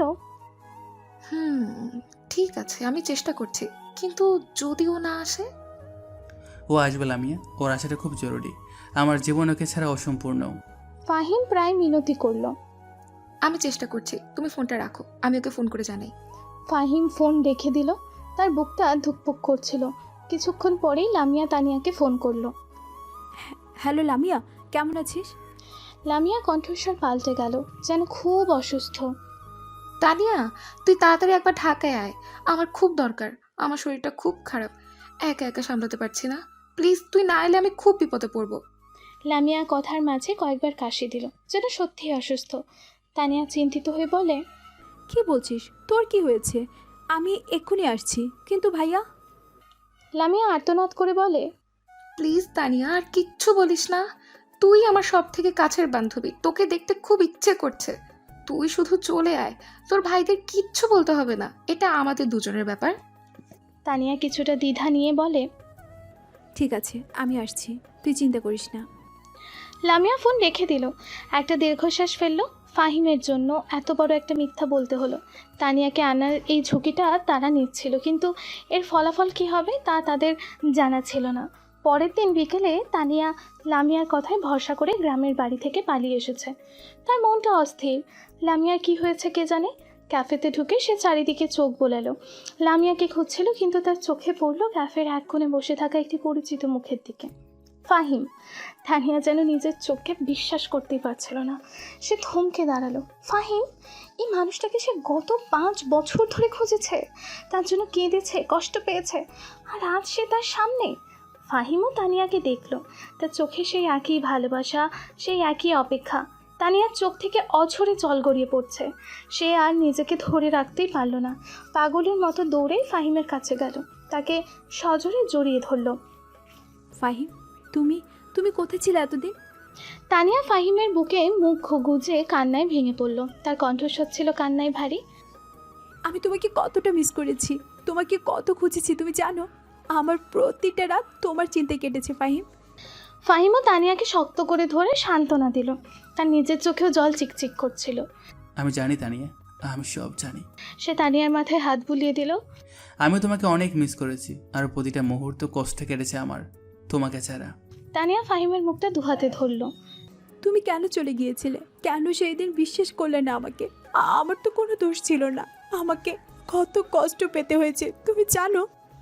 ফাহিম তার গাল থেকে জল মুছিয়ে দিল। আমি জানি তানিয়া, লামি আমাকে সব বলেছে। আমি তোমাকে ভুল বুঝেছিলাম, আমাকে ক্ষমা করো তানিয়া। তোমার কোনো দোষ নেই ফাহিম, সব দোষ আমার ভাইয়ের। ও আমাকে জোর করেছিল জানো। ও বলেছে যদি আমি মিথ্যে না বলি তাহলে ওরা তোমাকে মেরে ফেলবে। তানিয়ার কান্নার বেগ আরও বেড়ে গেল। ফাহিম তাকে আরও শক্ত করে জড়িয়ে ধরল। তাদের চারপাশে ক্যাফের কোলাহল, মানুষের আনাগোনা, সব কিছু যেন থমকে গিয়েছে এই দুই ভালোবাসার মানুষের পূর্ণ মিলনের সামনে।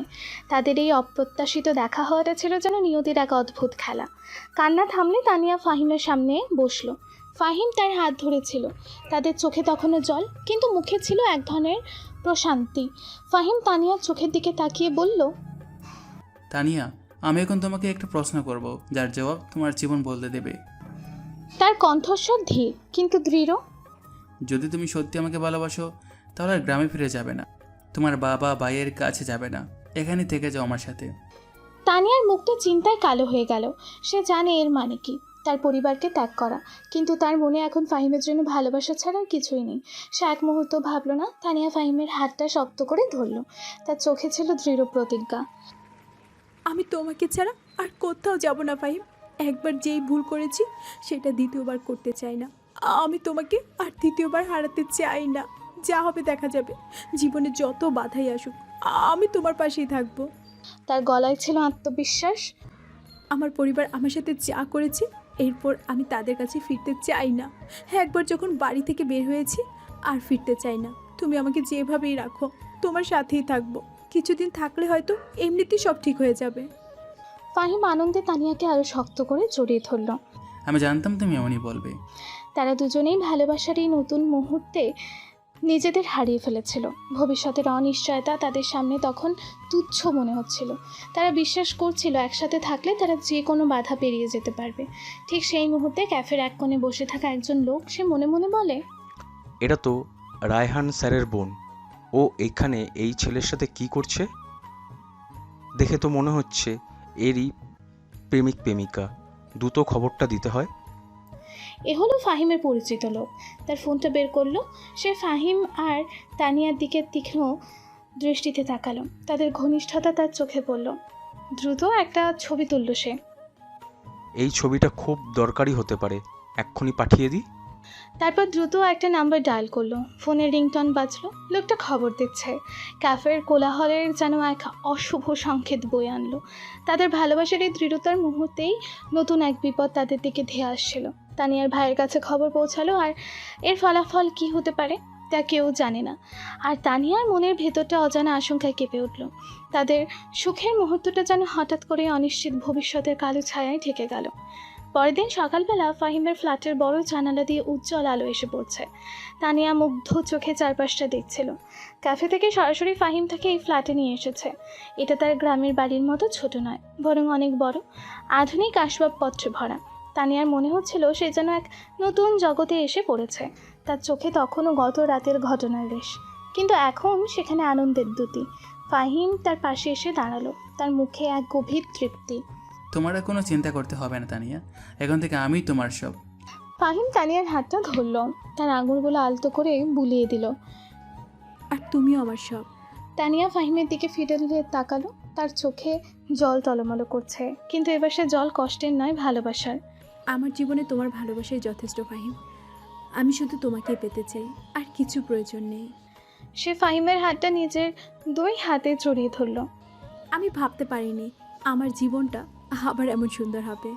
বাতাসের কারণে তানিয়ার মুখে এখন এসে পড়া চুলগুলো সরিয়ে কানে গুজে দিয়ে বলল, আমারও একই কথা। তুমি ছাড়া আমি কিভাবে এতগুলো বছর কাটালাম আমি নিজেও জানি না, কিন্তু এখন তুমি এসে গেছো, আমি আর অন্য কিছু ভাবতে চাই না। এবার চলো, এখন তোমার জন্য কিছু নতুন জিনিসপত্র কেনা যায়। এখানে তোমার কোনো পোশাক নেই, আমরা একসাথে শপিংয়ে যাব। তানিয়া খুশি হয়ে উঠল। সত্যি আমরা বাইরে যাব? তার কণ্ঠে যেন শিশুসুলভ আনন্দ। হ্যাঁ অবশ্যই, এই প্লেটে তোমার সব কিছু থাকবে, তোমার ব্যক্তিগত জিনিসপত্র, তোমার পছন্দের সব কিছু। এখানে তুমি স্বাধীনভাবে বাঁচবে তানিয়া, কেউ তোমাকে জোর করবে না, কেউ তোমাকে অপমান করবে না। তানিয়া ফাহিমকে জড়িয়ে ধরল। তুমি আমার জন্য এত কিছু করেছো, আমি কিভাবে শোধ করবো ফাহিম? ফাহিম তানিয়াকে আরও শক্ত করে ধরে বলল, কিছু শোধ করতে হবে না তানিয়া, শুধু আমাকে ভালোবাসো আর আমার পাশে থাকো, এটাই আমার জন্য যথেষ্ট। চলো এখন শপিং করে অন্য এক জায়গায় যাবো আমরা। অন্য এক জায়গায় বলতে কোথায়? বিয়ে করতে। মানে হলো আমি তোমাকে চিরজীবনের সাথী হিসেবে পেতে চাই, এমন এক বন্ধনে আবদ্ধ হতে চাই যেখানে কোনো বাধা থাকবে না। তাহলে আজ আমরা বিয়ে করে ফেলবো? হ্যাঁ তানিয়া, আমি দেরি করতে চাই না, তোমার কোনো আপত্তি আছে? তানিয়া ফাহিমের দুই কাঁধে হাত রেখে ফাহিমের চোখে চোখ রেখে বলে, আরে মেরি সিডিওয়ালা, আমার আবার কিসের আপত্তি? আমি নিজেও এটাই চাইছিলাম, কিন্তু মেয়ে মানুষ হয়ে নিজে যদি বলি কেমন দেখায় না। এখন তুমি নিজে থেকে যেহেতু বলছো, তাহলে তো একদম দেরি করা যাবে না, কারণ আমি চাই না আমাদের উপর আবার কোনো কালো ছায়া এসে পড়ুক। সেই ছায়া পড়ার আগে আমি তোমাকে পুরোপুরি পেতে চাই মিস্টার সিডিওয়ালা।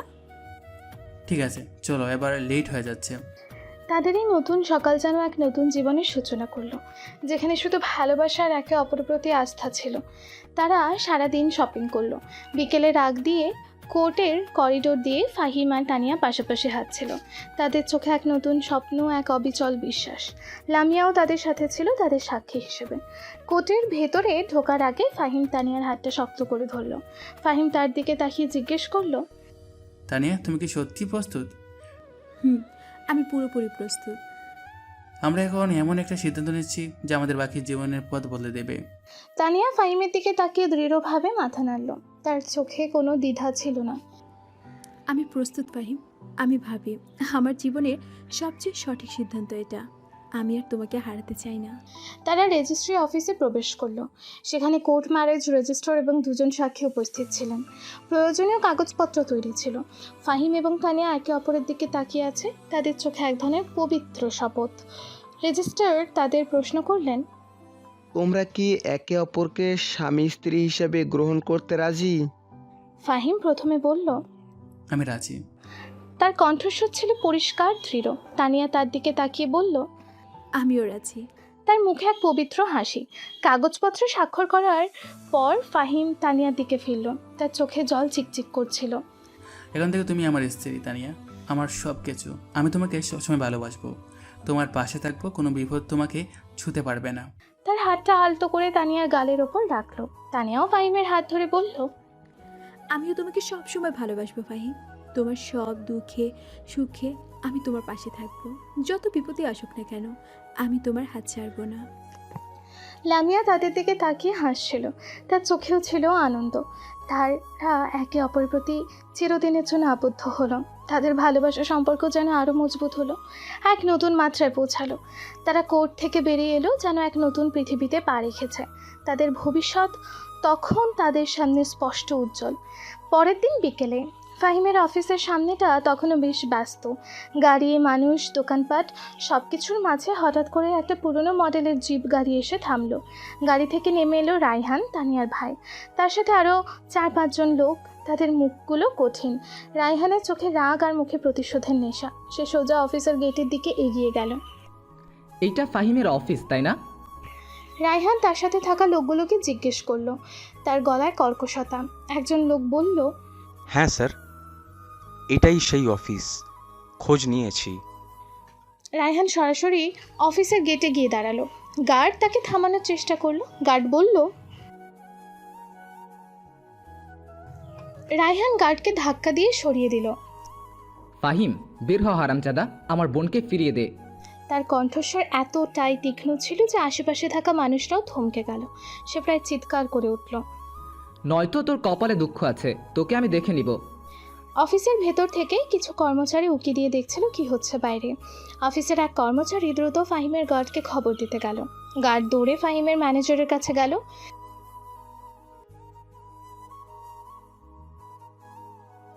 ম্যানেজার দ্রুত ফাহিমের অফিসে ফোন করলো। ফাহিম তখন তার কেবিনে বসে কিছু ফাইল দেখছিল। স্যার, আপনার অফিসের বাইরে কিছু লোক ঝামেলা করছে। রায়হান সাহেব এসেছেন মনে হয়, আপনার সাথে দেখা করতে চাইছে। ফাহিম শান্ত কণ্ঠে বলে, রায়হান ঠিক আছে। তার চোখে এক ধরনের কঠোরতা ফুটে উঠল। তানিয়া পাশে বসে ফেনের বিল দেখছিল। সে ফাহিমের কথায় চমকে উঠল। রায়হানের নাম শুনে তার মুখটা ফ্যাকাশে হয়ে গেল। ফাহিম ফোনটা রেখে দিল। তার মুখে এক কঠিন অভিব্যক্তি। সে তানিয়ার দিকে তাকালো। তানিয়া ভয়ে জড়সড় হয়ে গেছে। তার মনে পড়ল সেই মারধরের ঘটনা আর গ্রামের মেলের দিনটা। ফাহিম তানিয়ার হাতটা ধরল। ভয় পেও না তানিয়া, আমি আছি। তার হাতটা ধরে সে তার পাশে দাঁড়ালো। অফিসের মূল দরজায় রায়হান আর তার দলবল পৌঁছালো। অফিসের গার্ডরা তাদের থামানোর চেষ্টা করছিল, কিন্তু রায়হান তাদের ধাক্কা দিয়ে সরিয়ে দিতেই চাইছিল। ফাহিম তার ডেস্কের দিকে হেঁটে গেল। সেখানে ইন্টারকম ছিল। সে ইন্টারকমে চাপ দিল। আমার গার্ডদের বলুন ওদের জন্য কেউ আমার অফিসের ধারে কাছে ওই কাছতে না পারে। যদি এক পাও ভেতরে ঢোকার চেষ্টা করে তাহলে যেন পাল্টা ব্যবস্থা নেওয়া যায়। তার কণ্ঠস্বর এতটাই দৃঢ় ছিল যে তানিয়াও অবাক হয়ে তার দিকে তাকালো।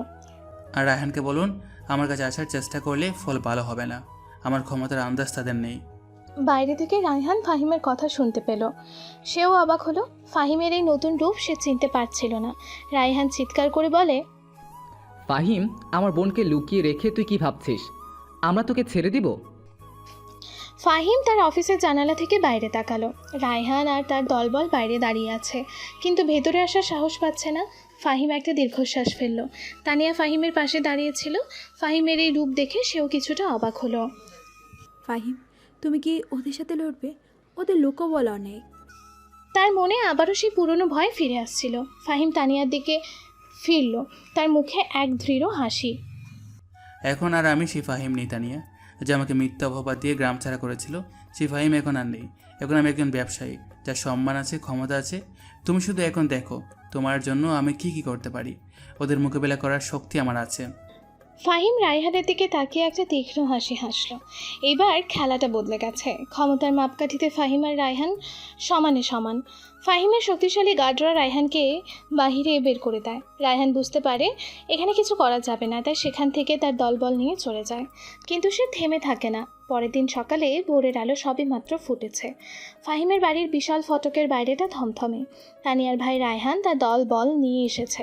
তাদের হাতে লোহার রড, লাঠি আর চোখে প্রতিশোধের আগুন। তারা ফাহিমের বাড়ির দিকে এগোতে থাকে। তাদের পদশব্দে সকালের নিস্তব্ধতা ভেঙে যায়। রায়হানের মুখে এক হিংস্র হাসি। আজ ওই ফাহিমের খেল খতম করে দিব। রায়হান ফিসফিস করে বলল, তার দলবলকে উদ্দেশ্য করে। ও আমার বোনের সম্মান নষ্ট করেছে। ওর সাহস কত আমার বোনকে আটকে রেখেছে। ওকে এবার আমি শেষ করে দেব। আগের বার ছাড় দিয়ে ভুল করেছিলাম। ফাহিমের বাড়ির ভেতরও প্রস্তুতি চলছিল। গার্ড প্রধান ফাহিমের সামনে এসে দাঁড়ালো। তার পরনে ইউনিফর্ম, হাতে ওয়াকিটকি। তার গলায় কিছুটা উদ্বেগ। ফাহিম তার রুমের জানালা দিয়ে বাইরে দেখছিল। তানিয়া তার পাশে দাঁড়িয়েছিল। ভয়ে তার বুক ধড়ফড় করছিল। সে ফাহিমের দিকে তাকালো। ফাহিম তানিয়ার দিকে ফিরল। তার মুখটা শান্ত, কিন্তু চোখে দৃঢ়তা। তানিয়া তুমি ভেতরে যাও, আমার বেডরুমের পেছনের গড়ে গিয়ে বসো, চিন্তা করো না। সে তানিয়ার হাতটা ধরল। আমি আছি তো। তানিয়া ফাহিমের দিকে তাকিয়ে বলল, ফাহিম, তুমি কি ওদের সাথে একা লড়বে? ওরা তো অনেক। তার চোখে জল জমতে শুরু করলো। যদি কিছু হয়ে যায় তোমার? ফাহিম তানিয়ার গাল ছুঁয়ে দিল। আমি একা নই তানিয়া, আমার গার্ডরা আছে, আমার ক্ষমতা আছে, আর সবচেয়ে বড় কথা তুমি আমার পাশে আছো। সে গার্ড প্রধানের দিকে তাকালো। তোমার সবাই প্রস্তুত তো? গার্ড প্রধান স্যালিউট করে বলল। তানিয়ার ভাইয়ের দলবল ততক্ষণে ফটকের কাছাকাছি এসে পড়েছে। তাদের চিৎকারে চারপাশে পরিবেশ আরও উত্তপ্ত হয়ে উঠল। রায়হান চিৎকার করে বলে, ফাহিম বেরিয়ে আয়, আমার বোনকে নিয়ে বেরিয়ে আয় বলছি, নাহলে তোর অবস্থাকে বেহাল করে দিব আমি। ফাহিম একটা দীর্ঘশ্বাস ফেলল। এবার সব শেষ করতে হবে। সে তানিয়াকে ঠেলে ঘরের ভেতরে ঢুকিয়ে দিল। তানিয়া অনিচ্ছা সত্ত্বেও ভেতরে গেল। তার মনটা ফাহিমের জন্য ভীষণ চিন্তিত ছিল। বাইরের উত্তেজনা তখন তুঙ্গে। রায়হানের দলবল ফটক ভাঙার চেষ্টা করছিল। ফাহিমের গার্ডরা তাদের বাধা দিল। মুহূর্তেই সংঘর্ষ শুরু হয়ে গেল। লাঠির শব্দ, মানুষের চিৎকার আর ধস্তাধস্তির আওয়াজে চারপাশটা মুখরিত। ফাহিমের গার্ডরা আধুনিক প্রশিক্ষণ প্রাপ্ত। তারা দ্রুত রায়হানের লোকবলকে কাবু করতে শুরু করলো। কয়েক মিনিটের মধ্যেই রায়হানের দলবলের অর্ধেকেই মাটিতে লুটিয়ে পড়ল। রায়হান ক্ষিপ্ত হয়ে উঠল। সে নিজে একটা লোহার রড দিয়ে ফটকের দিকে এগিয়ে গেল। সবাই দেখে নিও আজ কি হয়। ঠিক তখনই ফাহিম ফটক খুলে বাইরে বেরিয়ে এলো। তার পরনে কালো পোশাক, চোখে শীতল দৃষ্টি। তাকে দেখে রায়হান এক মুহূর্তের জন্য থমকে গেল। ফাহিম শান্ত কিন্তু দৃঢ় কণ্ঠে বলে, কি ভেবেছিলে রায়হান? তুমি সেই পুরনো ফাহিমকে পাবে যে তোমার সামান্য হুমকির বয়ে গ্রাম ছেড়ে পালিয়েছিল? তুই তুই এত ক্ষমতাশালী হয়ে গেছিস, আমি ভাবতেই পারিনি। তার গলা কাঁপছিল, তার অহংকার যেন মুহূর্তেই ভেঙে যাচ্ছিল। ফাহিম রায়হানের আরও কাছে এগিয়ে এলো। ক্ষমতা মানুষকে বদলায় না রায়হান, ক্ষমতা মানুষের আসল রূপটা বের করে আনে। সে রায়হানের হাতে থাকা রডটা আলতো করে কেড়ে নিল। তোমার মতো মানুষেরা ক্ষমতা পেলে কেবল অন্যের ক্ষতি করতে চায়, কিন্তু আমার ক্ষমতা আমার ভালোবাসার জন্য, আমার সম্মান রক্ষার জন্য। রায়হান ফাহিমের দিকে ঝাঁপিয়ে পড়তে চাইলো, কিন্তু ফাহিম এক পা এগিয়ে তাকে ধাক্কা দিল। রায়হান মাটিতে পড়ে গেল, তার হাঁটু ছড়ে গেল। সে উঠতেই পারছিল না, তার দলবল তখন প্রায় পরাজিত। ফাহিম রায়হানের দিকে তাকিয়ে বলল, তুমি ভেবেছিলে আমাকে শেষ করে দেবে, কিন্তু তুমি তোমার বোনকেও বুঝতে পারোনি। সে তোমাকে ঘেন্না করে। তোমার বোনের মন তুমি ভেঙেছ, তোমার ক্ষমতার আসল মানও বুঝতে পারোনি। সে রায়হানের পাশে বসে বলল, তোমার হিংসা আর অহংকারই তোমাকে আজ এই জায়গায় এনেছে, তোমার কোনো ক্ষমতা নেই। রায়হান অসহায়ভাবে ফাহিমের দিকে তাকিয়ে রইল। তার চোখ দুটোতে তখন প্রতিশোধের আগুন নয়, বরং পরাজয়ের গ্লানি। ফাহিম উঠল এবং গার্ডদের ইশারা করলো। গার্ডরা রায়হান এবং তার অবশিষ্ট দলবলকে ধরে নিয়ে গেল। সংঘর্ষ শেষ হওয়ার কিছুক্ষণ পর ফাহিমের বাড়ির ফটকে একটা ট্যাক্সি এসে থামলো। ট্যাক্সি থেকে নামলেন তানিয়ার বাবা। তার মুখে উদ্বেগ আর অস্থিরতা। তিনি লোকজনের মুখে শুনেছেন ফাহিমের বাড়িতে কী ঘটেছে। তিনি ভেতরে প্রবেশ করলেন। ফাহিম আর তানিয়া বাড়ির উঠোনে দাঁড়িয়েছিল। তানিয়া তার বাবাকে দেখেই চমকে উঠল। তানিয়ার বাবা ফাহিমের দিকে এগিয়ে এলেন। তার চোখে তখন কোনো অহংকার ছিল না, ছিল শুধু অনুশোচনা। তিনি দেখলেন ফাহিমের বাড়িতে কী শক্তিশালী নিরাপত্তা ব্যবস্থা এবং ফাহিম কতটা শক্তিশালী হয়ে উঠেছে। তার মনে পড়ল তার মেয়ের ভালোবাসার কথা, ফাহিমের প্রতি তানিয়ার আত্মত্যাগের কথা। তানিয়ার বাবা মাথা নিচু করে বলেন, তার গলাটা কাঁপছিল, ফাহিম, আমাকে ক্ষমা করে দাও, আমি ভুল বুঝেছিলাম। আমি তোমাকে সেদিন চিনতে পারিনি। আমার ছেলে রায়হান আমাকে ভুল পথে চালিত করেছিল। আমি আমার মেয়ের ভালোবাসা চিনতে পারিনি। তিনি ফাহিমের দিকে করুণ দৃষ্টিতে তাকালেন। আমার মেয়ের ভালোবাসা জয়ী হয়েছে, আমাকে ক্ষমা করে দাও। ফাহিম তানিয়ার দিকে তাকালো। তানিয়ার চোখে জল জমেছে। সে বাবার এই পরিবর্তন দেখে অবাক হয়েছে। ফাহিম তানিয়ার বাবার দিকে নরম দৃষ্টিতে তাকালো। আপনি ভুল বুঝেছিলেন কাকা, আপনার মেয়েকেও কিন্তু তানিয়া আমাকে ভালোবাসে, আর সে ভালোবাসা যে কোনো কিছুর চেয়ে বড়। তানিয়ার বাবা ফাহিমের হাত ধরে বললেন, আমি জানি ফাহিম, আজ আমি বুঝতে পেরেছি তোমার এই ক্ষমতার, তোমার এই উদারতার, তানিয়ার ভালোবাসা সব কিছুই আমাকে অবাক করেছে। তিনি তানিয়ার দিকে তাকালেন। তানিয়া, মারে, আমাকে ক্ষমা করে দিস। আমি তোদের ভালোবাসাকে অসম্মান করেছিলাম। তানিয়া বাবাকে জড়িয়ে ধরল। বাবা, তার কান্নায় গলা বুঝে গেল। ফাহিম তানিয়ার বাবার দিকে তাকিয়ে বলল, আমি আপনার মেয়েকে সবসময় খুশি রাখবো কাকা, আপনার কোনো চিন্তা করতে হবে না। তানিয়া আমার জীবন, আমার সব কিছু। তানিয়ার বাবা মাথা নাড়লেন। আমি জানি তোমরা সুখে থাকো, আমার আর কোনো অভিযোগ নেই। আমি আজ তোমাদের ভালোবাসার কাছে হার মানলাম।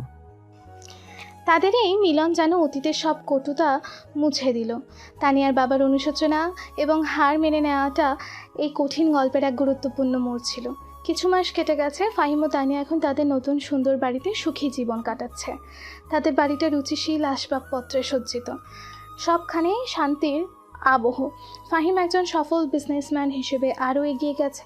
তানিয়া তার পাশে তার শক্তি হয়ে আছে, প্রতিটি পদক্ষেপে তাকে সমর্থন করে। সন্ধ্যা নেমে এসেছে। ফাহিম আর তানিয়া তাদের ড্রয়িং রুমে বসে আছে। ফাহিমের কাঁধে তানিয়ার মাথা রাখা, মৃদু আলোয় তাদের মুখ উজ্জ্বল দেখাচ্ছে। আমার মনে হয় ফাহিম, এইটাই আমাদের ভাগ্যে লেখা ছিল। এত কঠিন পথ পাড়ি দিয়েও আমরা একসাথে থাকতে পারলাম। ফাহিম তানিয়ার হাতটা নিজের হাতে নিল, আলতো করে চাপ দিল। হে তানিয়া, আমাদের ভালোবাসার গল্প এমনই। অনেক চড়াই উতরাই ছিল, অনেক কষ্ট ছিল, কিন্তু শেষ পর্যন্ত আমাদের ভালোবাসার জয়ী হলো।